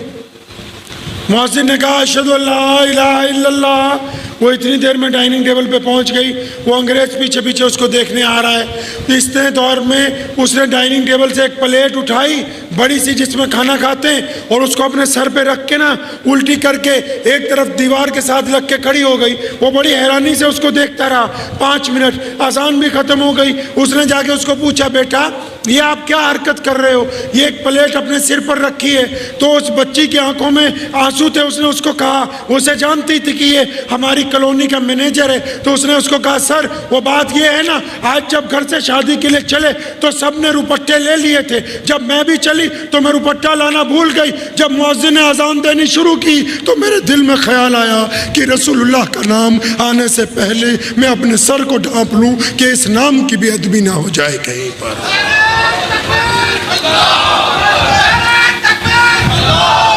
تو چنانچہ اس نے لکھا ہے اس رپورٹ میں، اس نے لکھا ہے کہ ساری محنت 10 سال کی خراب۔ کہنے لگا وہ جو رسول اللہ کہہ گئے، نبی علیہ السلام کہہ گئے نا صحابہ کو کہ ایک میرے بعد تمہارے بعد پھر ان کے بعد نادیڑ کے اندر، مہاراشٹر میں، پربنی میں، بھارت میں، پورے ایشیا میں، امریکہ میں، جاپان میں، فرانس میں، انڈونیشیا کے اندر، افریقہ کے جنگلات میں ایسے لوگ پیدا ہوں گے جنہوں نے رسول اللہ صلی اللہ علیہ وسلم کو نہیں دیکھا ہوگا، لیکن اللہ کے رسول فرماتے ہیں ان کو جو مجھ سے پیار ہوگا نا وہ اپنی جان سے زیادہ میرے ساتھ عشق کرتے ہوئے ہوں۔ اب یہ عشق کا جو تقاضا ہے وہ سنو۔ میں یہ تو نہیں کہہ رہا کہ پوسٹر کیوں اٹھائے تھے، لیکن یہ ضرور کہوں گا کہ عشق کا تقاضا کیا ہے۔ دلی کی جامع مسجد میں 1932 میں ایک مسلمان بھکاری جس کو اردو میں گداگر کہتے ہیں وہ بیٹھا ہوا ہے۔ ایک انگریز جرنل آیا مسجد گھومنے کے لیے، اس نے اس کو مانگا، اس سے کہا کہ اللہ کے نام پہ کچھ دو۔ اس جرنل نے اپنے بٹوا نکالا، اس کو چند پاؤنڈ دیے۔ جب وہ چلا تو اس جرنل کا بٹوا وہاں گر گیا۔ اب یہ مسلمان بھکاری دوڑ کے گیا، اس کا بٹوا اٹھا لیا اور اس نیت سے اٹھایا کہ جب یہ واپس آئے گا تو میں بٹوا اس کو دے دوں گا۔ لیکن اتفاق کی بات تھی کہ وہ اس طرف سے واپس ہی نہیں آیا، جدھر سے چڑھا دوسری سیڑھیوں سے اتر گیا۔ 10 سال بعد اس کی دوبارہ ڈیوٹی دلی میں لگی۔ وہ اپنے بیوی بچوں کو جامع مسجد دکھانے لایا۔ اس مسلمان گداگر نے پہچان لیا کہ وہی انگریز ہے۔ اس نے اس کو آواز ماری، کہنے لگا سر آپ کی ایک امانت ہمارے پاس ہے۔ وہ انگریز افسر بڑا حیران ہوا، کہنے لگا وہ کیسی امانت؟ تو کہنے لگا نہیں میرے پاس آپ کی ایک امانت ہے. کہنے لگا میں نے تو تجھ کو کچھ امانت رکھنے کے لیے نہیں دی. کہتا آپ نے نہیں دی تھی, آپ 10 سال پہلے گھومنے آئے تھے, آپ نے مجھ کو پیسے دیے تھے, آپ کا بٹوا گر گیا. اس نے اپنے پھٹی ہوئی بوری میں سے وہ بٹوا صحیح سلامت نکال کے اس کو دیا. اب انگریز نے جب بٹوا کھولا تو اس نے اس غریب مسلمان کو کہا وہ تو پاگل ہے, وہ تیرا دماغ خراب ہے, تو کیا ہوا؟ کہتا ہے اس میں اتنے پاؤنڈ ہیں کہ اگر تو چاہتا تو ایک اچھا گھر خرید سکتا تھا, اگر تو چاہتا ایک اچھا کاروبار کر سکتا تھا. اس میں اتنے 1000 پاؤنڈ ہیں, وہ تو نے 10 سال سے سنبھال کے رکھا ہے. اب مسلمان گداگر نے اس کو کیا کہا؟ کہنے لگا صاحب آپ نہیں سمجھو گے, یہ عشق کا معاملہ ہے. کس کا معاملہ ہے جی؟ عشق کا معاملہ ہے. وہ بڑا حیران ہوا کہ عشق کا معاملہ ہے, بٹوے کے ساتھ کیا عشق ہو گیا, اس میں کون سا عشق کا معاملہ آ گیا؟ تو کہنے لگا نہیں آپ نہیں سمجھیں گے. اس نے کہا نہیں بتاؤ, میں سمجھنا چاہتا ہوں. کہنے لگا سنو, تم اپنے آپ کو عیسیٰ علیہ السلام کی امت بتاتے ہو, میں محمد الرسول اللہ کا غلام ہوں. تم یہاں سے گزرے, تمہارا بٹوا گر گیا, میں نے سنبھالا کہ تمہیں واپس دوں گا. واپس اس لیے نہیں دینا تھا کہ اس میں پیسے بہت زیادہ تھے, میں رکھ لیتا اور یہ تمہارا ہی تھا, تمہیں ہی دینا تھا. کہتا نہیں نہیں, میرے دل میں خیال آیا کہ عبداللہ کل قیامت کے دن اگر اس کے نبی نے میرے نبی کو تانا مار دیا کہ تیرے امتی نے میرے امتی کا بٹوا چھپا لیا تھا, تو میری وجہ سے میرے نبی کو کسی کی بات نہ سننی پڑے. مجھے عشق ہے محمد الرسول اللہ سے, اس لیے یہ بٹوا سنبھال کے رکھ. نعرہ تکبیر, شان مصطفیٰ, شیر پنجاب, شاہی امام, شیر پنجاب.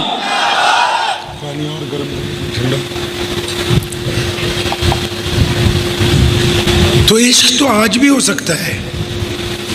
آپ کرنا چاہتے ہیں رسول اللہ صلی اللہ علیہ وسلم سے عشق؟ عشق کرتے ہیں آپ, لیکن اس کا اظہار نہیں ہو رہا ہے. عشق کا اظہار نہیں ہو رہا ہے.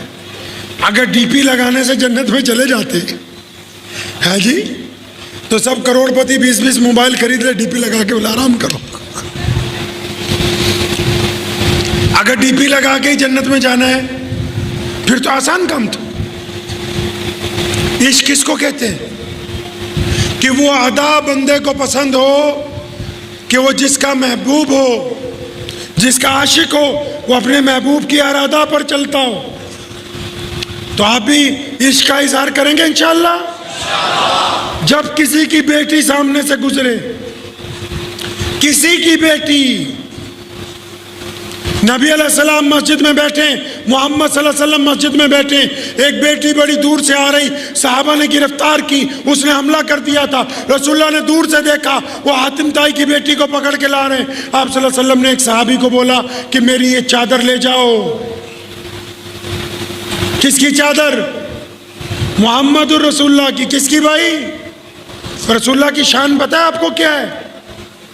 ارے نبی علیہ السلام کی شان پتہ ہے کیا ہے؟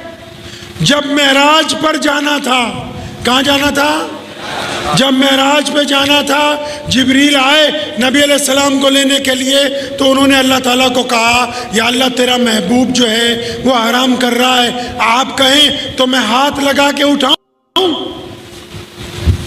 اللہ نے کہا نہیں نہیں, ٹھیک ہے کہ تو فرشتوں کا سردار ہے, ٹھیک ہے کہ تو روح الامین ہے, لیکن اتنی حیثیت نہیں ہے کہ محمد رسول اللہ کو ہاتھ لگا دے. جبریل حیران رہ گئے, یا اللہ ہاتھ نہیں لگا سکتا؟ نہیں نہیں, ہاتھ نہیں لگانا. پھر جبریل نے کہا یا اللہ آپ کہیں تو کان کے قریب جا کے آواز لگاؤں؟ اللہ نے کہا نہیں نہیں, وہ میرا محبوب ہے, آرام کر رہا ہے, تم آواز لگاؤ گے اچانک چونک جائیں گے, یہ بے ادبی ہے, یہ بے ادبی ہے. اللہ نے تبھی تو کہا کہ جب بیت اللہ کے پاس آؤ چمٹ جاؤ, رو, چاہے چیخو, جس طرح اپنے رب کو پکارنا ہے پکارو, لیکن جب میرے محبوب کے روضے کے آگے سے نکلو گے تو آنکھیں جھکی ہوئی ہوں, منہ پر درود و سلام ہو, اور تمہاری کوئی ایک حرکت بھی بے ادبی والی نہیں ہونی چاہیے. عقیدت اور ہوتی ہے، محبت اور ہوتی ہے۔ اب جبریل بڑے پریشان، ہاتھ لگا نہیں سکتے، آواز دے نہیں سکتے۔ پوچھا یا اللہ کرنا کیا ہے؟ اللہ نے فرمایا کرنا کیا ہے، چل گھوم کے محمد الرسول اللہ کے قدموں کی طرف ہو جا۔ یا اللہ میں قدموں کی طرف ہو گیا۔ فرمایا اپنے گھٹنے زمین پر لگا، گھٹنے زمین پر لگائے۔ فرمایا اب اپنے یہ جو ہونٹ ہے نا، ان ہونٹوں کو محمد الرسول اللہ کے تلووں سے جوڑ دے تاکہ ان کی ٹھنڈک سے پیارے محبوب کی آنکھ کھلے، تاکہ کوئی کائنات کا ایسا فرشتہ اور بندہ نہیں ہے جو محمد الرسول اللہ کو ہاتھ لگا کے اٹھانے کی جرت کر سکے۔ اللہ اکبر۔ اب نبی علیہ السلام نے دیکھا ایک بیٹی آ رہی ہے۔ بیٹی کس کی ہے بھائی؟ جو بیٹی آ رہی ہے کس کی ہے؟ مسلمانوں کی ہے؟ نہیں، رسول اللہ نے اپنی چادر اتار کے دی۔ وہ چادر جس کو جبریل بوسہ دینا عزت کی بات سمجھتے ہیں، وہ چادر اتاری ایک صحابی کو دی۔ فرمایا دوڑ کے جاؤ نا، وہ بیٹی بنا روپٹے کے آ رہی ہے۔ اس صحابی نے بڑے ادب سے کہا تھا، آہستہ آواز میں کہا تھا، یا رسول اللہ آپ کی چادر، طٰہٰ یاسین والی چادر، مدثر والی چادر، یا رسول اللہ آپ اپنی چادر رہنے دیں، میں اپنی چادر دیتا ہوں۔ نبی علیہ السلام غصے ہو گئے، ناراض ہوئے۔ فرمایا سن لے، کان کھول کے ایک ایک بندہ سن لو، یہ دشمن کی بیٹی نہیں ہے۔ بیٹی صرف بیٹی ہوتی ہے، چاہے پھر وہ اپنی ہو یا کسی اور کی ہو۔ فرمایا اس بیٹی کے سر پر جو چادر ڈالی جائے گی وہ محمد الرسول اللہ کی ڈالی جائے گی۔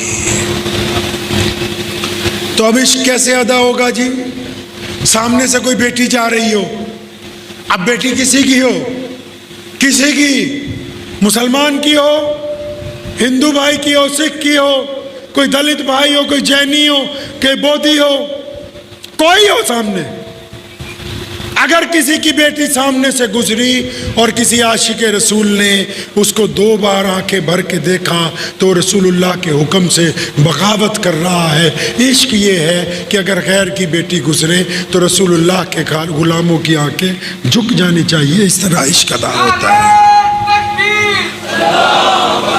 جناب ثعلبہ رضی اللہ تعالیٰ عنہ ایک صحابی ہیں، نبی علیہ السلام نے مسجد میں کہا کہ کوئی کسی عورت کی طرف آنکھ اٹھا کے نہ دیکھے، اگر غلطی سے دیکھ لیا دوبارہ نہ دیکھے۔ ثعلبہ بازار میں نکلے، اچانک ایک عورت پہ نگاہ پڑی، غیر ارادتاً دوبارہ نگاہ پڑ گئی، رونے لگے کہ رسول اللہ کی حکم عدولی ہو گئی۔ روتے روتے بازار سے باہر، روتے روتے شہر سے باہر، روتے روتے جنگل میں چلے گئے، روتے روتے ریگستان میں پہنچ گئے، بے ہوش ہو گئے۔ 1 مہینہ گزر گیا، لوگ ڈھونڈتے پھرتے ثعلبہ کہاں ہے پتہ نہیں لگتا۔ 2 صحابی ڈھونڈتے ڈھونڈتے پہنچے جنگل میں، ثعلبہ پتے چبا رہا ہے، رو رہا ہے، بیٹھا ہوا ہے۔ اور ثعلبہ کیا ہوا؟ فرمایا رسول اللہ نے کہا تھا یہ کسی کی بیٹی کی طرف دوبارہ نہ دیکھنا، ثعلبہ سے غلطی ہو گئی، اب میں رسول اللہ کے آگے کیسے جاؤں کہ ثعلبہ نے ایک عورت کو 2 دفعہ دیکھ لیا ہے۔ عشق تو آج بھی ادا ہوگا کہ جب ہم تولنے کے لیے بیٹھیں گے تو اس میں انصاف سے کام لیں گے۔ عشق تو اب بھی ادا ہوتا ہے کہ جب ہم اپنے باپ کے سامنے کھڑے ہوں تو ہماری آنکھیں جھکی ہوئی ہوں، کندھے پست ہو جائیں۔ عشق تو آج بھی ہوتا ہے کہ جب ہم اپنی ماں کے سامنے ہوں تو اس کے قدموں میں بیٹھ جائیں۔ عشق تو اب بھی ادا ہوتا ہے کہ جب ہماری میاں بیوی کے درمیان کوئی گفتگو ہو تو ہم اپنی بیوی کی باتوں کو اس لیے تسلیم کریں کہ محمد رسول اللہ نے ہمیں سکھایا کہ رسول اللہ نے کبھی ہماری ماؤں کو جو ان کی بیویاں تھیں، کبھی رسول اللہ صلی اللہ علیہ وسلم نے کسی کو نہیں ڈانٹا۔ عشق تو گھر میں بھی ادا ہوتا ہے، عشق تو بازار میں بھی ادا ہوتا ہے، عشق تو کاروبار میں بھی ادا ہوتا ہے۔ عشق کرنے والا بندہ چاہیے۔ عشق کے مراحل تو بہت سارے ہوتے ہیں۔ کہانی آپ کو پتہ ہے، ایک بات آپ کو پتہ ہے کہ جب میں اپنی والدہ کے شکم میں تھا، اپنی ماں کے پیٹ میں تھا نا، تو میرے ابو حضرت عبداللہ کا انتقال ہو گیا۔ تو نبی علیہ السلام کی آنکھوں میں آنسو ہیں، فرمانے لگے کہ میں نے اپنے والد کو نہیں دیکھا، تو نے تو دیکھا ہے نا، تو تو جانتی ہے نا میرے ابو جان کو۔ ہانی آج کی رات محمد الرسول اللہ کو بتاؤ کہ میرے والد حضرت عبداللہ کیسے نظر آتے تھے، ان کا چہرہ کیسا تھا۔ جن کے باپ نہیں ہیں، کیا کبھی انہوں نے کسی کے پاس بیٹھ کے ذکر کیا کہ مجھے اپنے والد کی یاد آتی ہے، ان کے خد و خال یاد آتے ہیں؟ جن کے پاس آج کروڑوں روپیہ ہوتا ہے وہ بیٹھ کے دعوتیں کرتے ہیں، دیکھو محمد رسول اللہ کے بعد کائنات کے مالک ہیں، اور وہ انسان ہیں جن کے پاس کسی چیز کی کمی نہیں ہے۔ وہ آج فتح مکہ کی رات میں اگر کسی کو یاد کر رہے ہیں تو اپنے اس باپ کو یاد کر رہے ہیں جس کو نبی علیہ الصلوۃ والسلام نے دیکھا نہیں ہے۔ ہانی کی آنسوں میں آنسو آ گئے، یا رسول اللہ حضرت عبداللہ تو بڑے خوبصورت تھے، بہت پیارے تھے، اتنے پیارے تھے یا رسول اللہ صلی اللہ علیہ وسلم کہ جب وہ گھر سے نکلتے تھے نا راستے میں لوگ رک جاتے تھے کہ عبداللہ جا رہا ہے۔ وہ خوبصورت بھی کیوں نہ ہو، جس شخص کی پیشانی میں نبی علیہ السلام کا نور ہوگا وہ انسان کیسا ہوگا بھائی۔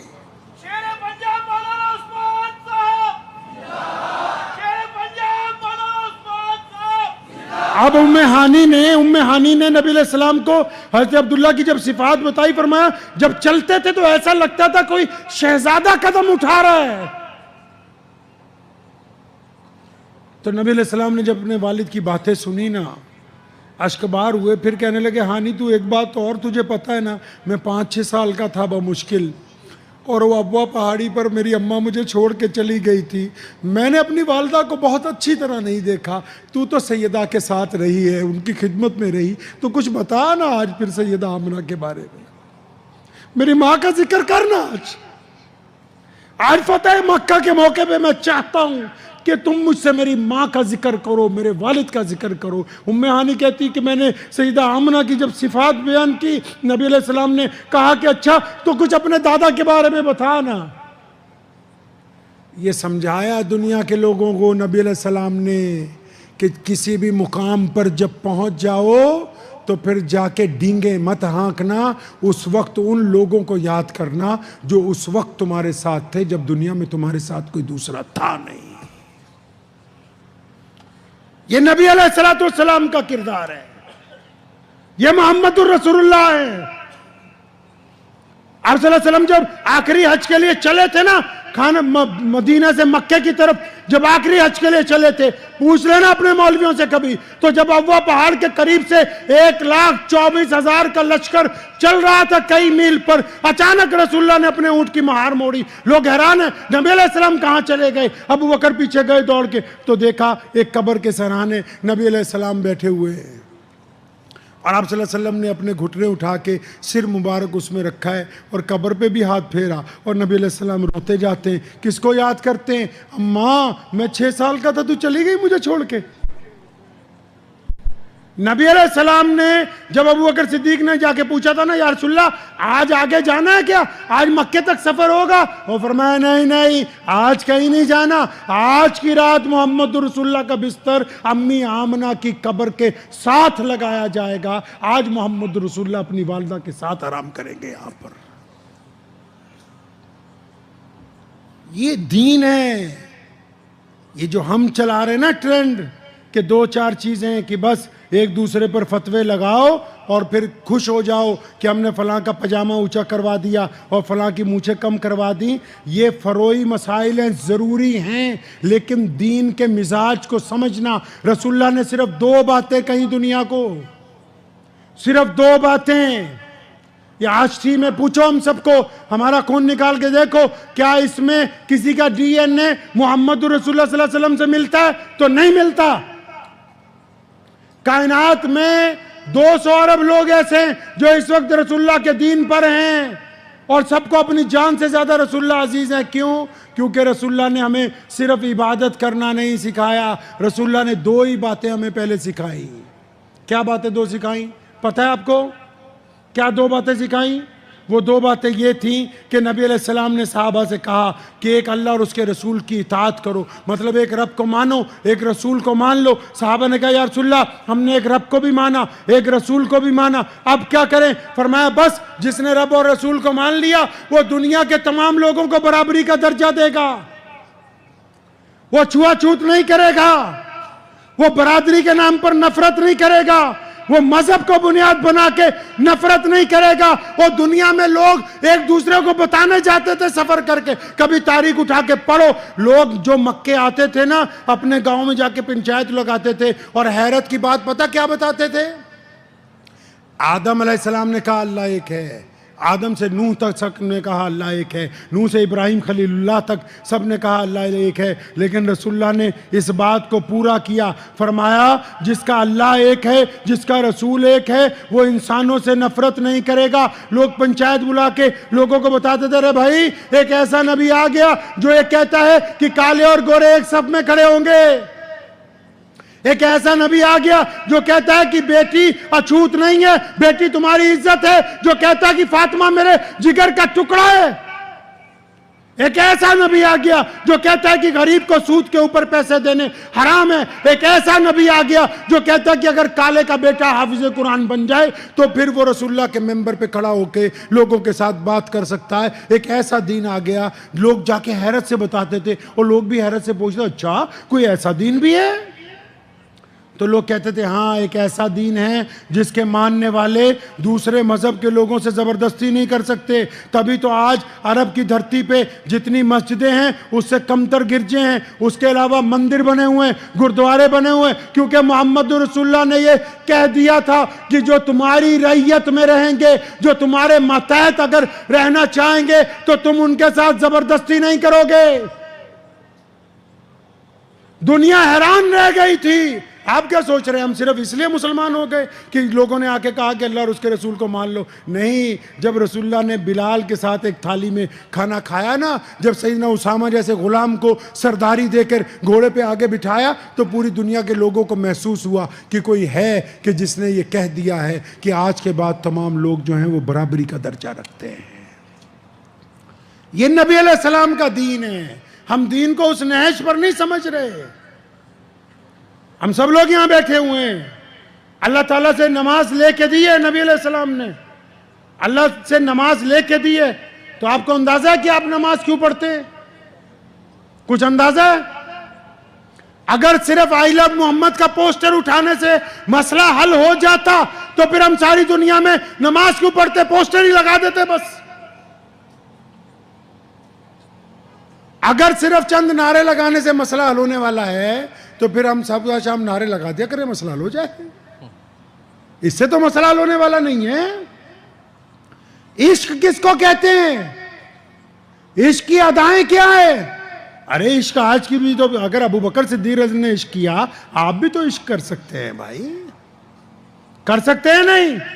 دلی کی جامع مسجد میں ایک بھکاری بیٹھا ہے، ایک انگریز جرنل مسجد دیکھنے کے لیے آیا، اس نے کہا خدا کے لیے کچھ دو، اس نے بٹوا نکالا، کچھ پاؤنڈ اس کو دیے، یہ 1930 کا واقعہ ہے، اس نے کچھ پاؤنڈ اس کو دیے، تو وہ جب آگے بڑھا تو اس کا بٹوا گر گیا جیب میں ڈالتے ہوئے، اس بھکاری نے بھاگ کے جا کے وہ بٹوا اٹھا لیا، اس نے اس لیے اٹھایا کہ جب یہ جرنل واپس آئے گا تو میں اس کو اس کا بٹوا واپس دوں گا۔ وہ واپس ہی نہیں آیا، دوسرے گیٹ سے باہر چلا گیا۔ 10 سال بعد وہ پھر آیا، اس کی کبھی دلی میں پھر جوائننگ ہو گئی، انگریز کی حکومت تھی، اپنے بیوی بچوں کو لے کے آیا کہ چلو تمہیں جامع مسجد دکھاؤں۔ اس مسلمان بھکاری نے پہچان لیا گدا کرنے کی، یار یہ وہی بندہ ہے جس نے مجھے پیسے دیے تھے، اس کا بٹوا گر گیا تھا۔ وہ پھر آیا، اس نے اس کو آواز دی رک جاؤ، رک گیا، کہیں گے مجھے آپ سے ایک کام ہے۔ وہ کیا کام ہے؟ بولا آپ کی ایک امانت ہے۔ کون سی امانت؟ میں تو تمہیں کچھ نہیں دیا۔ کہ نہیں ایک امانت ہے۔ تو اس نے اپنی بوسیدہ سی تھیلے میں سے ایک بٹوا بہت حفاظت سے رکھا ہوا نکالا، اس کو بولا کہ صاحب آپ آج سے 10 سال پہلے آئے تھے، آپ کا یہ بٹوا گر گیا تھا۔ اس انگریز نے جب بٹوا پکڑا، اس کو کھولا، اس نے اس کو کہا تو پاگل ہے، وہ تیرا دماغ خراب ہو گیا؟ کیا ہوا؟ کہتے اس میں اتنے پاؤنڈ ہیں کہ تم ایک گھر خرید سکتے تھے، تم اپنی حالت بدل سکتے تھے۔ تو اس مسلمان گداگر نے کہا تھا، کہتا مجھے بھی پتہ ہے کہ اس میں اتنے پیسے ہیں کہ میں ان سے اچھا کاروبار کر سکتا تھا، میں گھر خرید سکتا تھا، میں اچھی زندگی گزار سکتا تھا، لیکن یہ عشق کا معاملہ ہے، تم اپنا بٹوا لو اور جاؤ۔ تو وہ جرنل رک گیا، کہنے لگا عشق؟ بٹوے میں بھی کوئی عشق ہے؟ کہنے لگا ہاں تم نہیں سمجھو گے، یہ ہماری دنیا الگ ہے۔ کہنے لگا نہیں پھر بھی مجھے سمجھاؤ۔ کہنے لگا میں محمد صلی اللہ علیہ وسلم کا امتی ہوں۔ کس کا امتی ہوں جی؟ محمد صلی اللہ علیہ وسلم کا امتی ہوں، اور تم اپنے آپ کو عیسیٰ علیہ السلام کی امت بتاتے ہو۔ جب تمہارا بٹوا گرا میں نے اس لیے اٹھا کے رکھ لیا کہ اگر تمہیں واپس نہ لوٹایا تو کل قیامت کے دن کہیں تمہارے نبی ہمارے نبی کو نعوذ باللہ تانا نہ مارتے کہ تیرے امتی نے میرے امتی کا بٹوا رکھ لیا تھا۔ یہ اپنے نبی کی غیرت کی وجہ سے سنبھال کے رکھا ہے، یہ عشق کا معاملہ ہے، تیرے سمجھ میں آنے والی بات نہیں ہے۔ عشق صرف کہنے سے نہیں ہوتا ہے. نماز کیوں دی پتہ ہے؟ آپ میں سے آدھے لوگوں کو نہیں، آدھے کیا تقریباً 90 کو نہیں پتا ہوگا کہ نماز کیوں پڑھتے ہیں. کسی کو پتا ہے نماز کیوں پڑھتے ہیں؟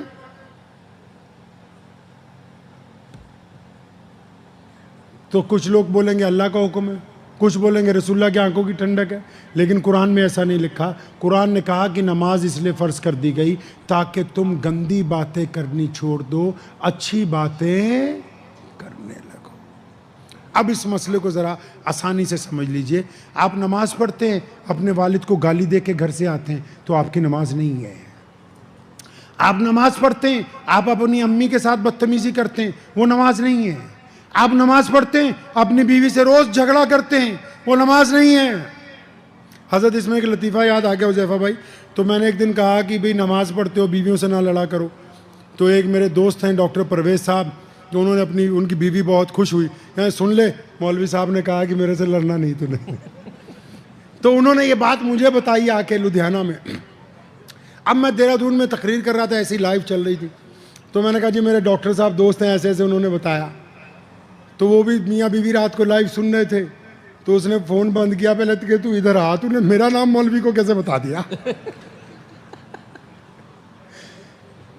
تو یہ بیوی والی بات اس لیے لایا ہوں کہ جب یہ اللہ نے دنیا بنائی، یہ سرشٹی جب بنی ہمارے مطابق، قرآن کے مطابق، بہت سارے لوگ، ایک بات اور آپ کو چھوٹی سی سمجھا دوں، ہر ایک مذہب والوں سے دلیل مت مانگا کرو. قرآن کے لیے بھی کسی کو دلیل دینے کی ضرورت نہیں، کیونکہ قرآن میں اللہ نے کہا یہ آیتیں ان کے لیے ہیں جو اس پر ایمان لائے. ٹیکنیکل بات سمجھ آ رہی ہے نہیں؟ ہم بحث کر کے کسی کو آیت کا ثبوت دینا نہیں چاہتے، دلائل ہیں، لیکن یہ آیتیں کن کے لیے ہیں بھائی؟ جو اللہ اور اس کے رسول پر ایمان لے آئے ہیں. تو ہمیں اس پر یقین رکھنا ہے. تو قرآن کے مطابق جب دنیا بنائی تو سب سے پہلے ہم سب کے ابا حضرت آدم علیہ السلام کو اللہ تعالیٰ نے بنا کے جنت میں بھیج دیا. تو ابو جی اداس رہتے تھے. اب اللہ تعالیٰ نے دیکھا بھی ابو اداس رہتا ہے لوگوں کا، تو ایک دن اماں حوا علیہ السلام پیدا ہو گئے ان کی پسلی سے. تو مفسرین نے لکھا ہے کہ اب تک جتنی عورتیں پیدا ہوئی ہیں ان میں سب سے زیادہ خوبصورت انسانوں کی ماں اماں حوا علیہ السلام تھی، سب سے زیادہ خوبصورت. اب یہ کیوں کہہ رہے ہیں کہ آپ بیوی سے نہ لڑیں؟ اس کی وجہ سن لو. اللہ تعالیٰ نے جب دنیا بنائی، حضرت آدم علیہ السلام آئے، اماں حوا علیہ السلام آئیں، تو یہ نہیں کہا کہ تم ماں باپ ہو، یہ نہیں کہا تم بھائی بہن ہو، یہ نہیں کہا دادا دادی ہو، چاچا چاچی ہو. نہیں، انسانوں میں جو سب سے پہلی رشتہ داری اللہ کو پسند آئی وہ میاں اور بیوی کی ہے. سب سے پہلے اللہ تعالیٰ نے ان دونوں کو میاں بیوی بنایا. یعنی دنیا میں جتنے رشتے ہیں نا وہ سب پھیکے پڑ جائیں گے، میاں بیوی سے زیادہ مضبوط رشتہ کائنات میں کسی دوسرے کا نہیں ہوگا. سارے رشتے اس کے آگے پھیکے ہو جائیں گے. تبھی میں کہا کرتا ہوں مرد وہ نہیں ہے جو غصے میں طلاق دے کے ادھر ادھر بھاگ جائے، وہ مرد تھوڑی ہے. مرد وہ ہے جس نے تین دفعہ کیوں کہلاتے ہیں مولانا صاحب؟ پہلی دفعہ پوچھتے ہیں قبول ہے، بولتا قبول. دوسری دفعہ پوچھتے ہیں قبول ہے، اب تیسری دفعہ بھی اس لیے پوچھتے ہیں بھی بھاگنا ہے تو بھاگ جا، نہیں تو ماننا تو مان جا بھائی. اب جب کہہ دیا کہ قبول ہے تو پھر اللہ کو پسند نہیں ہے طلاق دینا، اللہ کی غیرت کے خلاف ہے. وہ کمزور لوگ ہیں، وہ مرد کہلانے کے قابل نہیں ہیں جو اپنی بیویوں کو بات بات پہ کہیں کہ ہم طلاق دے دیں گے تجھے چھوڑ دیں. وہ مرد ہے تو گدھا ہے. وہ مرد تو وہ ہوتا ہے جو اپنی بیوی کے ساتھ اس وقت تک رہے جب تک زندگی کا آخری سانس خدا نے ہم کو عطا کیا. تو جو بیوی سے روز لڑ کے آ رہا ہے اس کی کیسے نماز ہوگی جی؟ ہوگی اس کی. اور جو بیوی بھی زبردستی بندے سے روز لڑ رہی ہے، بلا وجہ لڑ رہی ہے روز، اس کی ہوگی؟ نماز کو اللہ کے نبی نے سماجک ویوستھا سے جوڑا ہے. ہمارے اللہ کو ہمارے نبی علیہ السلام نے کہا تھا, آپ کو شارٹ فارم میں سمجھاتا ہوں کہ یا اللہ میں ایسے لوگ چاہتا ہوں جو دنیا میں محبت کریں, میں ایسے چاہتا ہوں جو چھوا چھوت نہ کریں, میں ایسا چاہتا ہوں جو غریبوں کی مدد کریں, میں ایسے چاہتا ہوں جو پڑوسیوں کے لیے رحم دل ہوں, میں ایسے چاہتا ہوں جن کے دل پاک ہوں, میں ایسے چاہتا ہوں جو جیلس نہ کریں, میں ایسے چاہتا ہوں جو حسد نہ کریں, میں ایسے چاہتا ہوں جو لالچی نہ ہو. یا اللہ ایسے لوگ میں کہاں سے لاؤں گا کہ جو ایسے ساری خاصیت ان میں ہو. تو اللہ نے کہا لو جی یہ تو آسان کام ہے, ہم تمہیں نماز دے رہے ہیں, کیونکہ جو نماز پڑھے گا وہ بے ایمانی نہیں کرے گا, جو نماز پڑھے گا وہ دشمنی نہیں نبھائے گا, جو نماز پڑھے گا وہ ٹھگی نہیں کرے گا. میں نے اپنے ابو جان رحمۃ اللہ علیہ کو ایک دن پوچھا, میں ابو جی اگر نماز پڑھنے کے باوجود بھی گناہ نہ چھوٹے تو پھر کیا کریں, کیا نماز پڑھنا چھوڑ دیں؟ فرمایا نہیں بیٹا, اس وقت تک اچھی نماز پڑھنے کی کوشش کرتے رہو جب تک تمہاری نماز تمہیں گناہوں سے روک نہ دے. اب سنو مسئلہ, نماز کیسے ہوگی سنو, اس کی شارٹ فارم میں سمجھاتا ہوں. جدید دور چل رہا ہے نا آج کل. آپ مسجد میں گئے, نماز پڑھی, نماز پڑھ کے باہر نکلے, اب آپ کے سامنے کسی کی بیٹی جا رہی, بیٹی کسی کی بھی ہو, سن لو کان کھول کے, مذہب کی اینک مت لگانا, اسلام نے اجازت نہیں دی. ابھی ہم لوگ پنجاب باڑ میں کام کر رہے ہیں, پچھلے 40 دن ہو گئے, اور خدا کی قسم میں اس بات کو ایمانداری سے کہہ سکتا ہوں کہ پورے ملک سے تقریباً 3000 رسد کی گاڑیاں آئیں, مسلمانوں نے پیسہ دیا. جب ہم اس کو بانٹنے گئے تو ہم نے پہلے اس میں سنت کو تلاش کیا, پتہ لگا کہ ہمارے نبی جب کسی کو کچھ دیتے تھے اتنا زیادہ دیتے تھے کہ لینے والا کہتا تھا یا رسول اللہ رک جائیے, یہ اٹھایا نہیں جائے گا. تو ہم نے راشن کی کٹ میں 2 بسکٹ کے پیکٹ اور 250 گرام چیزیں نہیں ڈالی, 100 کلو کا تھیلا بنایا, کیونکہ یہ محمد الرسول اللہ کی طرف سے گفٹ ہے. سنت تلاش کی پہلے اس کام میں, پھر جب بانٹنے گئے عشاء کے بعد بانٹا, کیونکہ جس کو دے رہے ہیں اس کی سیلف ریسپیکٹ قائم رہے, کوئی اس کو یہ نہ کہہ دے کہ تم نے مانگا ہوا راشن استعمال کیا ہے, کیونکہ دینے والے کی ہم مدد نہیں کر رہے, اس سے تو ہم اپنی محبت کا اظہار کر رہے ہیں. مجھ سے کئی غیر مسلم دوستوں نے پوچھا رات کو کیوں جاتے ہو راشن بانٹنے کے لیے؟ میں کہا میرے محمد صلی اللہ علیہ وسلم نے کہا کہ تمہارا آتم سمان برقرار رہنا چاہیے, اس لیے رات کو جاتے ہیں. پھر جب لوگوں نے پیسے دیے بانٹنے کے لیے, ہم نے اپنے تمام NGOs کو بلایا, ان کو ایک بات کہی, یہ رواج تھا پہلے ملک میں کہ آنے دو پھر سروے کریں گے پھر بانٹیں گے. ہم نے ان سب کو بٹھایا اور کہا سنو, نبی علیہ السلام کی طرف دیکھو مسجد نبوی میں, کہ جب کبھی کوئی سامان آیا, جب کبھی کوئی رقم آئی, جب کوئی جنس آئی, جب کوئی جانور آئے, میرے نبی نے شام ہونے سے پہلے ان کو تقسیم کر دیا, جمع نہیں کیا. لوگ گودام بناتے رہے, خود کہہ رہے ہیں کہ ہم نے گودام بنائے پھر بانٹا. ہم نے اس میں بھی نبی علیہ السلام کی سنت کو اپنایا کہ گودام ہماری شریعت میں نہیں ہے, بانٹنے کے لیے گودام شریعت میں نہیں ہے. کچھ جو جیسا آئے گا فوراً اس کو غریبوں تک پہنچائیں گے. اور پھر جب پیسے بانٹنے تھے, چیک دینے تھے نا, جب چیک دینے کے لیے ہم گاؤں دیہات میں گئے تو ایک موقع ایسا آیا, ایک گاؤں میں, اس گاؤں کا نام کلیاوال ہے, آپ جا کے پوچھ سکتے ہیں, 19 ڈیرے گجر مسلمانوں کے تھے. اب گجر مسلمان مٹی کا گھر بناتے ہیں, بانس پھوس لگا کے رہتے ہیں, وہ پکا گھر نہیں بناتے. اور اس کے علاوہ جو بڑے گھر تھے وہ ہمارے ہندو سکھ بھائیوں کے تھے. تو ہم جب چیک بانٹنے پہنچے تو ہم نے حضور صلی اللہ علیہ وسلم کو دیکھا, میرے نبی نے جب فیصلے کیے تو مذہب کو بنیاد نہیں بنایا. پڑھ لیجئے رسول اللہ کے فیصلے, کتنی جائیدادوں کے سامان کے فیصلے یہودیوں کے حق میں کیے گئے. نبی علیہ السلام نے جب فیصلے کیے تو مذہب کو بنیاد نہیں بنایا. ہم بھی جب چیک بانٹنے گئے, فیصلہ کرنا تھا کس کو کیا دیں, تو جن کا نقصان کم ہوا تھا, جو ہماری قوم کے تھے, ہماری مذہب کے تھے, ان کو 1-1 لاکھ روپیہ دیا. جن کا نقصان زیادہ ہوا تھا ان کو 2-2, 4-4 لاکھ روپے دیے, کیونکہ میرے نبی کی سنت ہے کہ جب تم انصاف کرنے کے لیے جاؤ گے پھر اپنا مذہب نہیں دیکھو گے, صرف انصاف کو معیار بناؤ گے. تو نبی علیہ السلام کے, یہ اللہ نے ہمیں نماز اس لیے دی تھی کہ ہم اچھے بنیں گے. بنیں گے آپ اچھے انشاءاللہ, اسے 2-4 کام کر لیں گے انشاءاللہ. آپ کے گھر میں ایک بندہ بہت خراب ہے, پتہ ہے آپ کو اس کا؟ آپ کے گھر میں مولانا ایک جگہ مذاق ہو گیا, میں ایک جلسے میں گیا, تو چھوٹا سا جلسہ تھا, پنجاب میں تو چھوٹے چھوٹے ہوتے ہیں. تو میں پنجابی چ پوچھ رہا سی تواڈے گھر کوئی بندہ خراب ہے، تو ایک سامنے نوجوان بیٹھا تھا، کہتا ہاں میرا ابو بہت خراب ہے.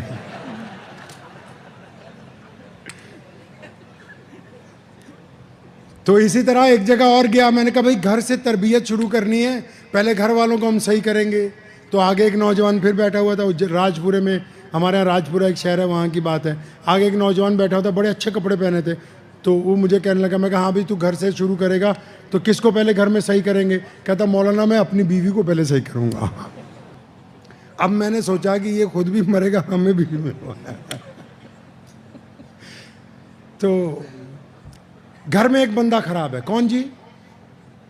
ہم خود، ہمارا نفس. اگر آپ اچھے ہو جائیں گے تو ماں باپ کو ایک اچھا بیٹا ملے گا، آپ اچھے ہو جائیں گے تو اولاد کو ایک اچھا باپ ملے گا، آپ اچھے ہو جائیں گے تو بیوی کو ایک اچھا شوہر ملے گا. تبدیلی لائیں گے اپنے اندر انشاءاللہ. مشکل کام ہے یہ ذرا، لیکن یہ میرے نبی علیہ السلام کی سنت ہے. ان کی سب سے قیمتی سنت یہ نہیں ہے مسواک، فجر کی سنت ہے، نہیں، سب سے قیمتی سنت یہ ہے کہ محمد رسول اللہ صلی اللہ علیہ وسلم 24 گھنٹے پازیٹیو رہتے تھے. اور متعدد مرتبہ کہا بدگمانی کفر ہے، بدگمانی جھوٹ ہے، بدگمانی کفر ہے. بار بار صحابہ سے کہا. کیوں؟ کیونکہ اپنے پاس سے اندازے لگانے سے دشمنیاں پڑ جاتی ہیں، اپنے پاس سے اندازے لگانے سے غلط فہمیاں شروع ہو جاتی ہیں. اپنے پاس سے نہ اندازہ لگائیں. تو پازیٹیو رہنا ہے، پازیٹیو رہیں گے ساری زندگی انشاءاللہ. تو انشاءاللہ اب آخری سوال آپ سے یہ ہے، مجھے بتانا نہیں ہے، آپ نے اپنے آپ کو پوچھنا ہے. آخری، پانی اگر اور گرم ہوتا تو پھر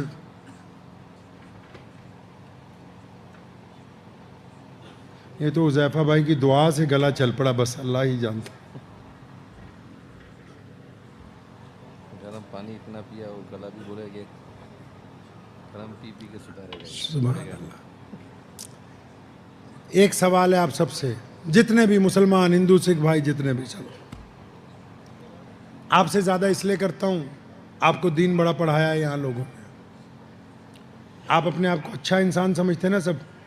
دل لگا ہوا آپ کے دل؟ ارے دل ہے آپ کے پاس؟ اس پہ ہاتھ رکھ لو.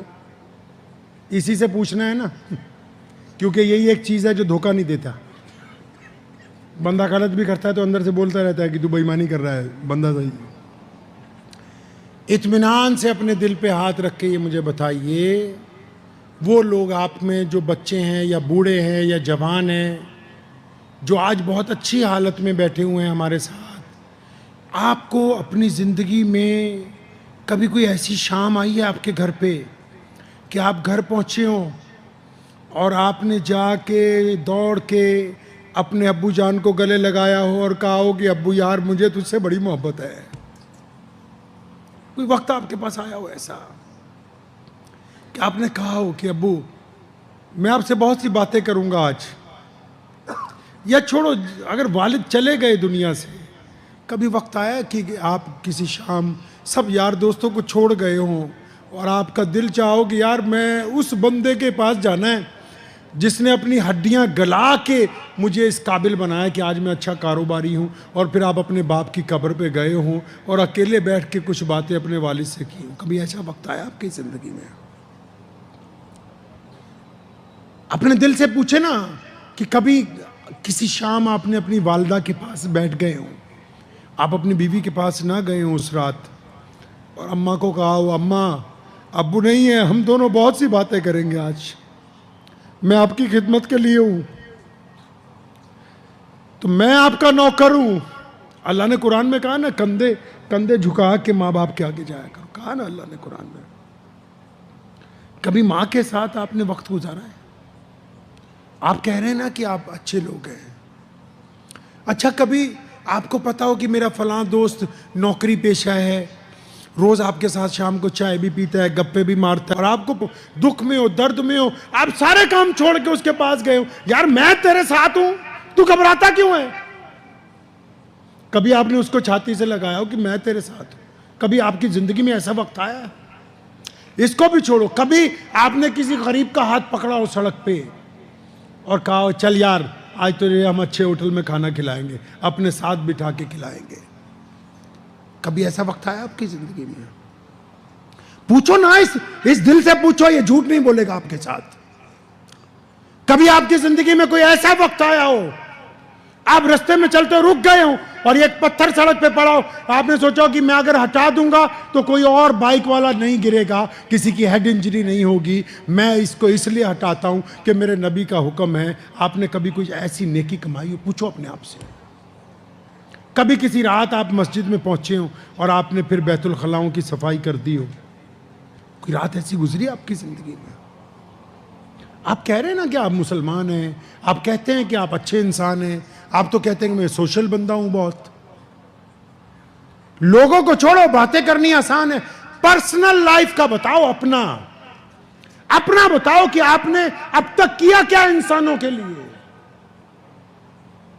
जो आइडियल हैं वो तो हैं ही, मौलाना गुलाम बस्तानवी साहब रहमतुल्लाह अलैह जैसे लोग, वो आइडियल अपनी जगह है, वो करके दिखा के आप बताओ आपने अपनी जगह क्या किया है। तो कोई छोटा सा एक काम अपने दिल को ही बताओ ना, मुझे बताने की जरूरत नहीं। ये दिल आपसे झूठ नहीं बोलेगा। अगर खुदा की कसम आपने आज तक कुछ ऐसा नहीं किया तो रसूलुल्लाह ने कहा है कि तुम मुफस्सिर हो सकते हो, मुहद्दिस बन सकते हो, बिलियनियर बन सकते हो, ऑफिसर बन सकते हो, बड़े ओहदे पर बैठ सकते हो, वजीर बन सकते हो, दौलतमंद हो सकते हो, हसीन हो सकते हो, अच्छे मुकर्रिर हो सकते हो, लेकिन अगर तुम्हारे दिल में किसी दूसरे की तकलीफ को देख के तकलीफ नहीं होती, किसी दूसरे के आंसुओं को देख के आपकी आंख में आंसू नहीं आते, तो फिर आप एक अच्छे इंसान नहीं हो सकते। अच्छा इंसान बनना है, बनेंगे इंशाअल्लाह। ये मदरसा क्यों खोला है पता है? मेरा ईमान ये है कि कोई घर ऐसा नहीं जो इस मदरसे से अच्छा खाना ना खिला दे। पूरी दुनिया के मदरसे के मौलवी मिलके भी ना एक माँ के हाथ का स्वाद नहीं दे सकते, लेकिन आपके बच्चे हम यहाँ इसलिए रखते हैं, हमारा उनको मकसद सिर्फ पढ़ाना नहीं है, उनको एक अच्छा इंसान बनाना है, उनके दिल में दर्द पैदा करना है, उनके दिल में माँ बाप की अहमियत। मैं पंजाब में रहता हूँ, अक्सर पंजाबी में अपने हिंदू सिख दोस्तों को कहता हूँ, चाहे वो किसी भी मज़हब के हैं, और मैं ठीक है बच्चों को कॉन्वेंट स्कूल में पढ़ा रहे हो, खुदा के लिए इनको अपना धर्म पढ़ाओ थोड़ा। जो बंदा अपने बच्चों को अपना धर्म नहीं पढ़ाएगा, मजहब नहीं बनाएगा, मजहब नहीं पढ़ाएगा, तो उसका बुढ़ापा ओल्ड होम में गुजरने वाला है। ये मुसलमानों के बुढ़े बुढ़ियां डंडा लिए घर में बैठे हुए हैं और उनकी डांट खा रहे हैं हम। क्यों? क्योंकि बचपन से मदरसे में मौलवी ने ये समझा दिया कि अम्मी अब्बू राज़ी हैं तो अल्लाह राज़ी है, अगर अम्मी अब्बू नाराज़ हो गए तो अल्लाह नाराज़ हो जाएगा। अंग्रेज़ी पढ़ाने वाले ये तो बता सकते हैं कि आप कितने रुपए की नौकरी करोगे, ये बता सकते हैं कि आप किस कंपनी में कितने का पैकेज ले सकते हो, ये बता सकते हैं कि किस ओहदे पे जाके रिटायरमेंट में कितने करोड़ रुपया मिलेगा, लेकिन वो ये नहीं बता सकते कि हलाल का खाना किस तरह है, हराम का खाना किस तरह है, बहन की इज़्ज़त क्या है, भाई कौन होता है, पड़ोसी के दुख दर्द में कैसे खड़ा होना है। अगर ये सब कुछ अपने बच्चों को समझाना है तो उनको अपना मजहब आपको पढ़ाना पड़ेगा। पढ़ाएंगे इंशाअल्लाह। गैर मुस्लिम दोस्तों को भी कहता हूँ और मौलवी हजरात भी सुन ले, हिंदुस्तान का नौजवान आलिम हमारे कायद बैठे मौलाना हुज़ैफा साहब, इनसे गुजारिश भी करने लगा हूँ, वैसे ही इस काम को कर रहे हैं। जब इस्लाम दुनिया में आया तो जब 300-400 साल हो गए ना हज़रत उमर बिन अब्दुल अजीज़ के बाद, तो जो नई सल्तनतें आईं तो उनमें सब मौलवी सिर जोड़ के बैठ गए कि अरबी जहाँ तक पहुँचनी थी पहुँची, आगे वालों को कैसे समझाएं कि रसूलुल्लाह सल्लल्लाहु अलैहि वसल्लम क्या चाहते हैं। तो उन्होंने फटाफट क्या किया, अरबी के मतन को एक तरफ रखा बड़े बड़े हरफ में, उसका तर्जुमा फ़ारसी में कर दिया। किस में कर दिया जी? अब जब फ़ारसी में तर्जुमा किया, बेइंतहा इस्लाम की स्पीड आगे बढ़ गई। अब क्या हो गया, अब वो फ़ारसी में तर्जुमा किए को 1000 साल गुजर गए, हम अभी तक गुलिस्ता बोस्ता हमदे बारी पढ़ा रहे हैं। जबकि अब जिस तरह हमारे अकाबरीन ने अरबी के साथ फ़ारसी जोड़ी थी, अब हमको अरबी के साथ अंग्रेज़ी, अरबी के साथ मराठी, अरबी के साथ उर्दू, अरबी के साथ हिंदी, अरबी के साथ अपनी मादरी ज़ुबान को जोड़ना है, تاکہ یہ مسئلہ نہیں ہے کہ ساری دنیا مسلمان ہو، یہ ضروری نہیں ہے، لیکن یہ ضروری ہے کہ جن کو آپ کے متعلق کوئی غلط فہمی ہو گئی ہے، جو واٹس ایپ یونیورسٹی میں یہ سمجھتے ہیں کہ اسلام میں جہاد صرف لوگوں کو مارنے کے لیے ہے، جن کو ہم یہ بتا ہی نہیں سکے کہ یہ لوگوں کی عزت بچانے کے لیے تھا، واٹس ایپ یونیورسٹی نے جن کو یہ سمجھا دیا کہ مسلمانوں کے اندر بہت سی خرابیاں، کیونکہ اس یونیورسٹی نے اپنا ایک سلیبس بنا لیا، اگر ہم اسلام کی ٹرانسلیشن مادری زبان میں کریں گے تو جو اچھے لوگ ہیں، جو سمجھدار لوگ ہیں، ان کی غلط فہمی دور ہو جائے گی۔ اس غلط فہمی کو دور کرنے کے لیے ضروری ہے کہ ہم اپنی مادری زبان میں لوگوں سے بات کریں، ہم اپنی مادری زبان میں اسلام کی آیات کا ترجمہ کریں تاکہ لوگوں کو بتا سکیں کہ اسلام میں جتنے بھی شعبے ہیں ان کا آخر کا نچوڑ محبت ہے، اسلام میں جتنے بھی کام ہیں ان کا آخر کا نچوڑ بھائی چارہ ہے، اسلام میں جتنے بھی کام ہیں ان کا آخر کا نچوڑ ہمدردی ہے۔ جب تک آپ یہ تبدیلی نہیں لائیں گے اس وقت تک اگلی دنیا کو ہم اپنا پیغام سمجھانے سے قاصر ہیں۔ باتیں میں آپ سے نہیں کر رہا ہوں، میں اپنی قوم کی بیٹیوں سے کر رہا ہوں، ماؤں سے کر رہا ہوں، اپنی بہنوں سے کر رہا ہوں، آپ بھی سن لیں ان کے طفیل۔ پیارے نبی علیہ السلام جنگ بدر میں جب گئے تو اچانک جنگ احد میں جب تھے تو اچانک افواہ اڑ گئی، کسی نے کہا کہ نعوذ باللہ محمد الرسول اللہ شہید ہو گئے۔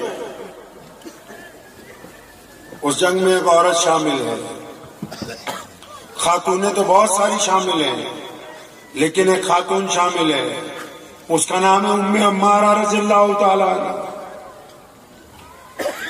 نبی علیہ السلام پر جب یہ افواہ اڑی، ام عمارہ جنگ کے ایک نکڑ پہ تھی، وہاں سے دیوانہ وار چلی ہے، ہاں میرے نبی علیہ السلام کو کیا ہو سکتا ہے، ان کے اوپر تو دشمن غالب نہیں ہو سکتا، قیامت آ سکتی ہے، ایسا نہیں ہو سکتا۔ ام عمارہ اس ایمان کے ساتھ جب اس نکڑ سے چلی نا تو راستے میں کسی نے آواز ماری ہے، ام عمارہ وہ تمہارے ابو جو جنگ میں شریک تھے، وہ جو صبح تمہارے والد تمہارے ساتھ گھر میں آئے، جو اس جنگ میں شریک تھے، ابھی چند لمحے پہلے وہ شہید ہو گئے ہیں اور ان کا جنازہ وہاں پڑا ہے۔ اور کہنے والے نے جب یہ خبر ام عمارہ رضی اللہ تعالیٰ عنہ کو دی تو اس کی طرف دیکھ کے پوچھتی ہیں، اس بات کو بعد میں کرنا، پہلے یہ بتا کہ محمد رسول اللہ کیسے ہیں صلی اللہ علیہ وسلم۔ وہاں سے چند قدم اور چلی، کسی اور نے روک کے کہا، ام عمارہ وہ تمہارا بیٹا نہیں تھا جنگ میں آیا ہوا، وہ تمہارا جوان لخت جگر جو آیا تھا صبح تمہارے ساتھ، وہ اس جنگ میں کام آ گیا، اس نے شہادت کا نوش پی لیا۔ ام عمارہ رضی اللہ عنہ پھر اس کو کہتی ہیں، وہ یہ باتیں بعد میں کرنا مجھ سے، مجھے یہ بتاؤ کہ محمد رسول اللہ صلی اللہ علیہ وسلم کیسے ہیں۔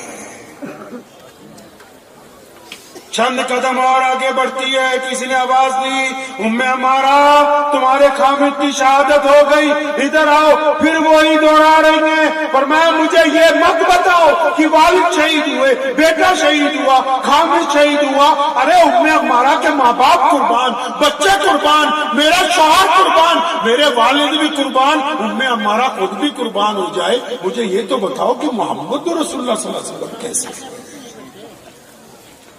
پڑھیے محدثین کو لکھا ہے کہ جنگ میں ایک ایسا وقت آیا کہ دشمنوں نے جب گھیرا ڈالا، صحابہ کرام مصروف جنگ تھے بڑے بڑے دشمنوں میں، تو یہ پہنچی ہیں ام عمارہ نبی علیہ السلام کا دفاع کرنے کے لیے، اور قدم اکھاڑ کے دشمن کے پیچھے کر دیے تاکہ قیامت تک کے لوگوں کو یہ بتانا تھا کہ صرف مسلمان مرد نہیں، عورتوں میں بھی اللہ کریم نے وہ ایمان کا جذبہ رکھا ہے، وہ محبت رسول صلی اللہ علیہ وسلم قائم کر رکھی ہے کہ جب وہ اپنے نبی علیہ السلام کی شان و عظمت کے لیے گھر سے نکلے گی تو پھر ان کے سامنے دنیا کی کوئی طاقت ٹھہر نہیں سکتی ہے۔ ایک بیٹی ہے اپنے گھر میں بیٹھی قرآن پڑھ رہی ہے اور اس کا بھائی چلا جا رہا تلوار لیے کس کو مارنے کے لیے، محمد رسول اللہ صلی اللہ علیہ وسلم کو नौजुबिल्लाह कत्ल करने के लिए। रास्ते में एक सहाबी मिले, पूछा उमर कहाँ जाते हो? फरमाया मैं जा रहा हूँ नौजुबिल्लाह तुम्हारे नबी के खिलाफ। फरमाया हमारे नबी को बाद में देखना, तुम्हारे घर में जाओ ना, तुम्हारी बहन जो है और तुम्हारा जो बहनोई है उन दोनों ने कलमा ला इलाहा इल्लल्लाह मुहम्मद रसूलुल्लाह पढ़ लिया। ये ठीक है कि नबी अलैहिस्सलाम ने दुआ की थी कि या तो अमर मुसलमान हो जाए या उमर मुसलमान हो जाए, लेकिन उमर रज़ियल्लाहु ताला अन्हु के ईमान लाने के पीछे जिसका इस्तकामत है, जो जुर्रत है, वो किसी मर्द की नहीं है, वो सैयदना उमर रज़ियल्लाहु ताला अन्हु की बहन है। शिद्दत से मार खाई, बहनोई ने मार खाई। मार खाने के बाद सैयदना उमर को लगा कि अब ये दीन छोड़ देगी, उसके बावजूद कहती है कि भाईजान आप भी अगर मोहम्मद रसूलुल्लाह सल्लल्लाहु अलैहि वसल्लम का कलाम सुन लें, आप भी अगर उस रब करीम का कलाम पढ़ लें तो आप भी हमारे साथ शामिल हो जाएंगे। इस्लाम को जिसने दूसरा सबसे उलुल आजम खलीफा दिया, जिसने मुसलमानों को इज्जत और अजमत दी, उसके पस मंजर में एक बेटी खड़ी है और उधर अबू जहल ने एक 80 साल की बूढ़ी औरत का सर पानी में डबो रखा है और ऊपर से मार रहा है और बार बार पूछता है कि अब तुम मोहम्मद रसूलुल्लाह का दीन छोड़ोगे कि नहीं छोड़ोगी। उस 80 साल की औरत ने पानी के डोल में से जब सर बाहर निकाला, उसने कहा अल्लाह समद कि अबू जहल अगर इबादत को कोई लायक है तो मेरे रब अल्लाह के साथ है। ये जो दीन हम तक पहुंचा है, इस दीन के लिए जो कुर्बानियां पेश की गई, उसके लिए रूए जमीन पर, कायनात की जमीन पर जो पहला कतरा खून का गिरा, वो किसी मर्द का नहीं है,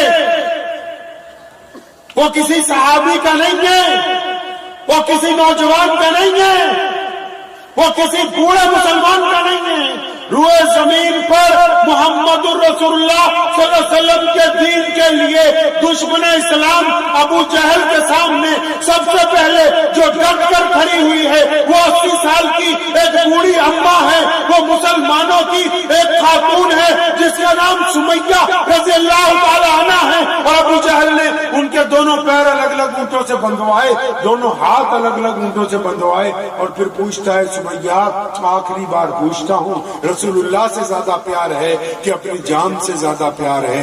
कुर्बान जाऊं उस 80 साल की बूढ़ी औरत पर।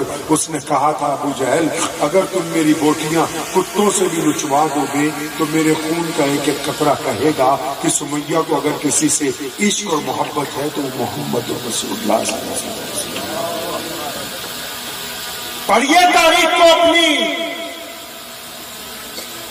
ऊंट दौड़ाए गए और बाज मौलिकीन ने लिखा कि अबू जहल ने एक बड़ा पर्चा हजरत सुमैया रज़ियल्लाहु अन्हा की शर्मगाह में मारा, उनको शहीद करने के लिए, और जिस्म के टुकड़े टुकड़े कर दिए। लेकिन दुनिया का ताकतवर तरीन आदमी मिल्लत इस्लामिया की उस बूढ़ी माँ के सामने हार गया, क्योंकि उसने अपनी कुर्बानी देने को मंजूर किया, लेकिन दुश्मन के सामने अपना सर झुकाना उसने मंजूर नहीं किया।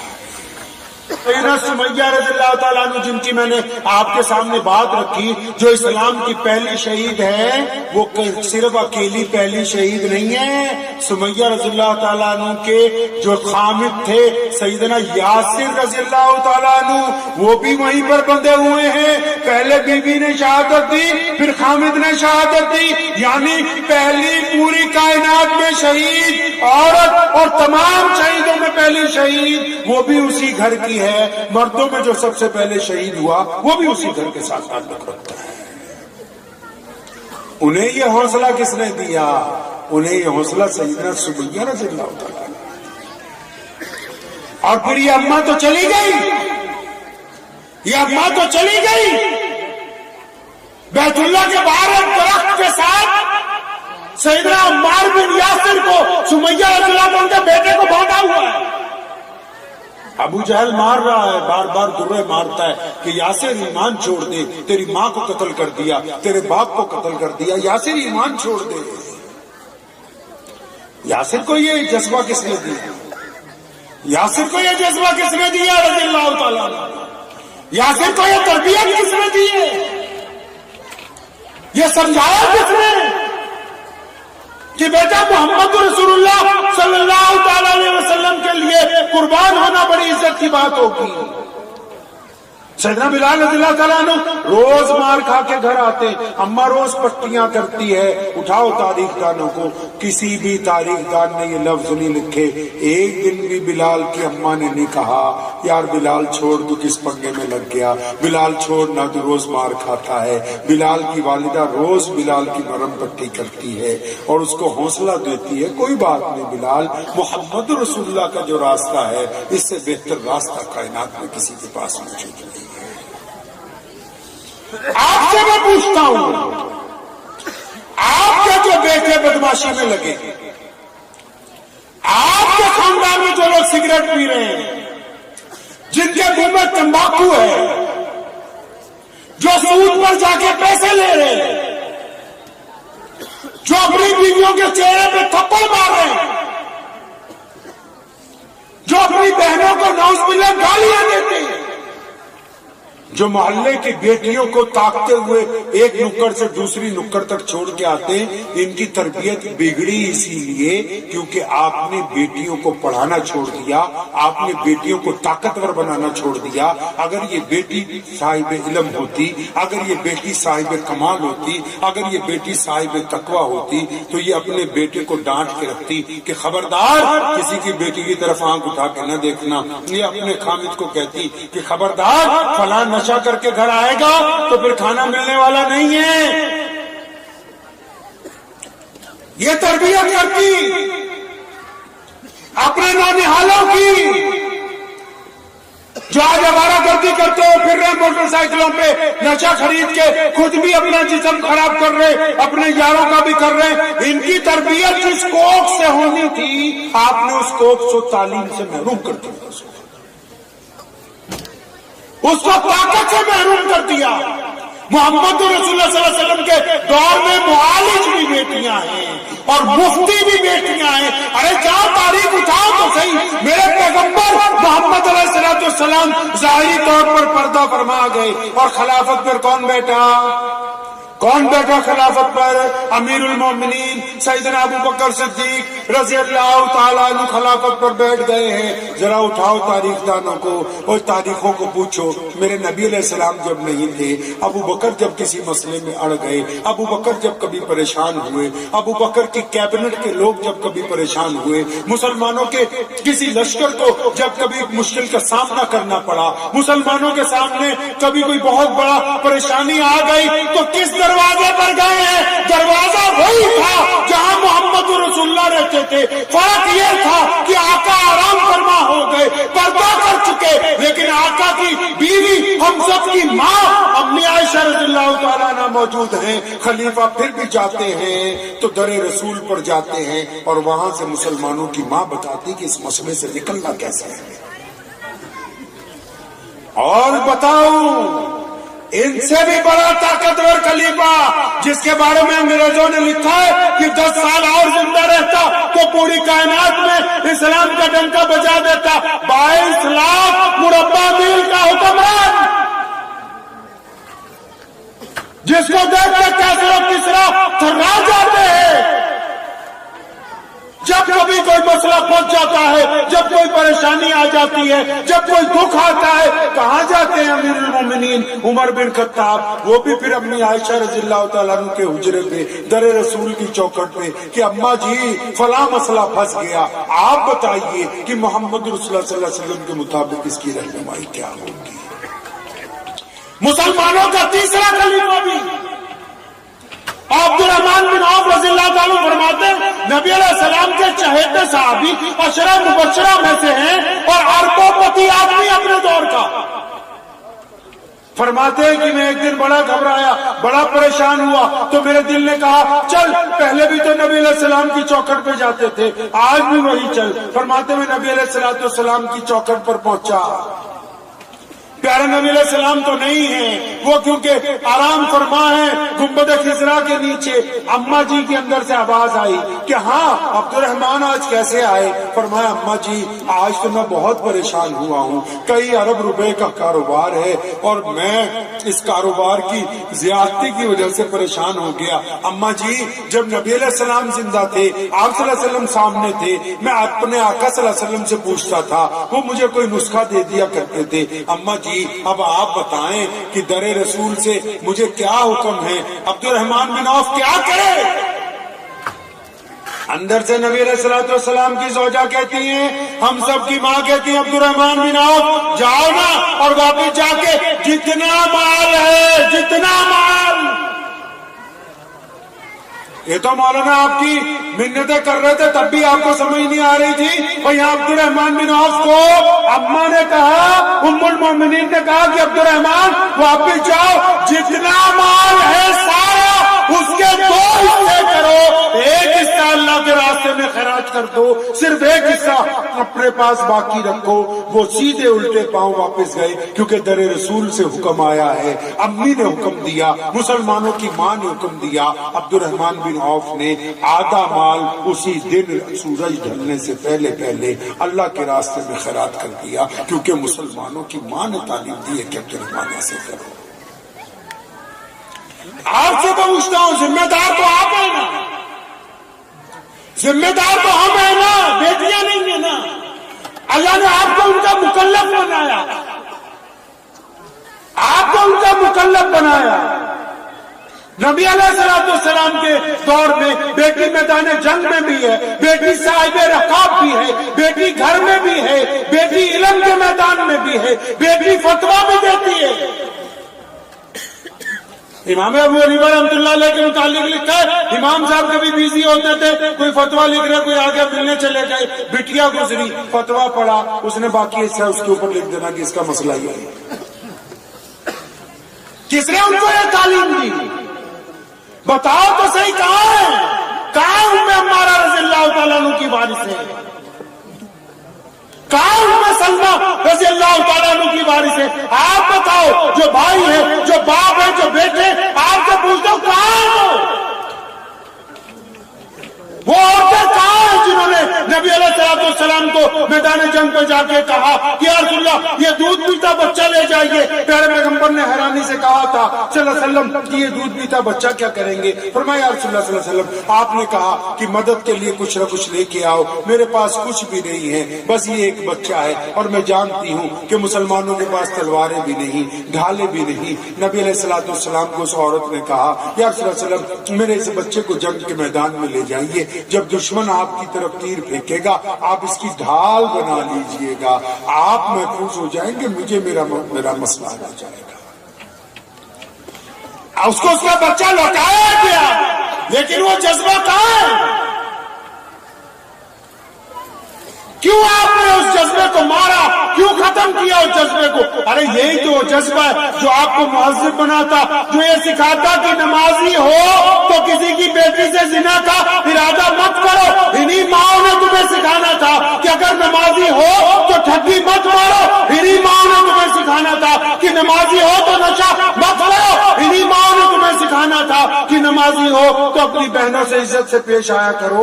हमने उनको तालीम से महरूम किया, उनको इक़्तिदार से महरूम किया, उनको मशवरे से महरूम किया।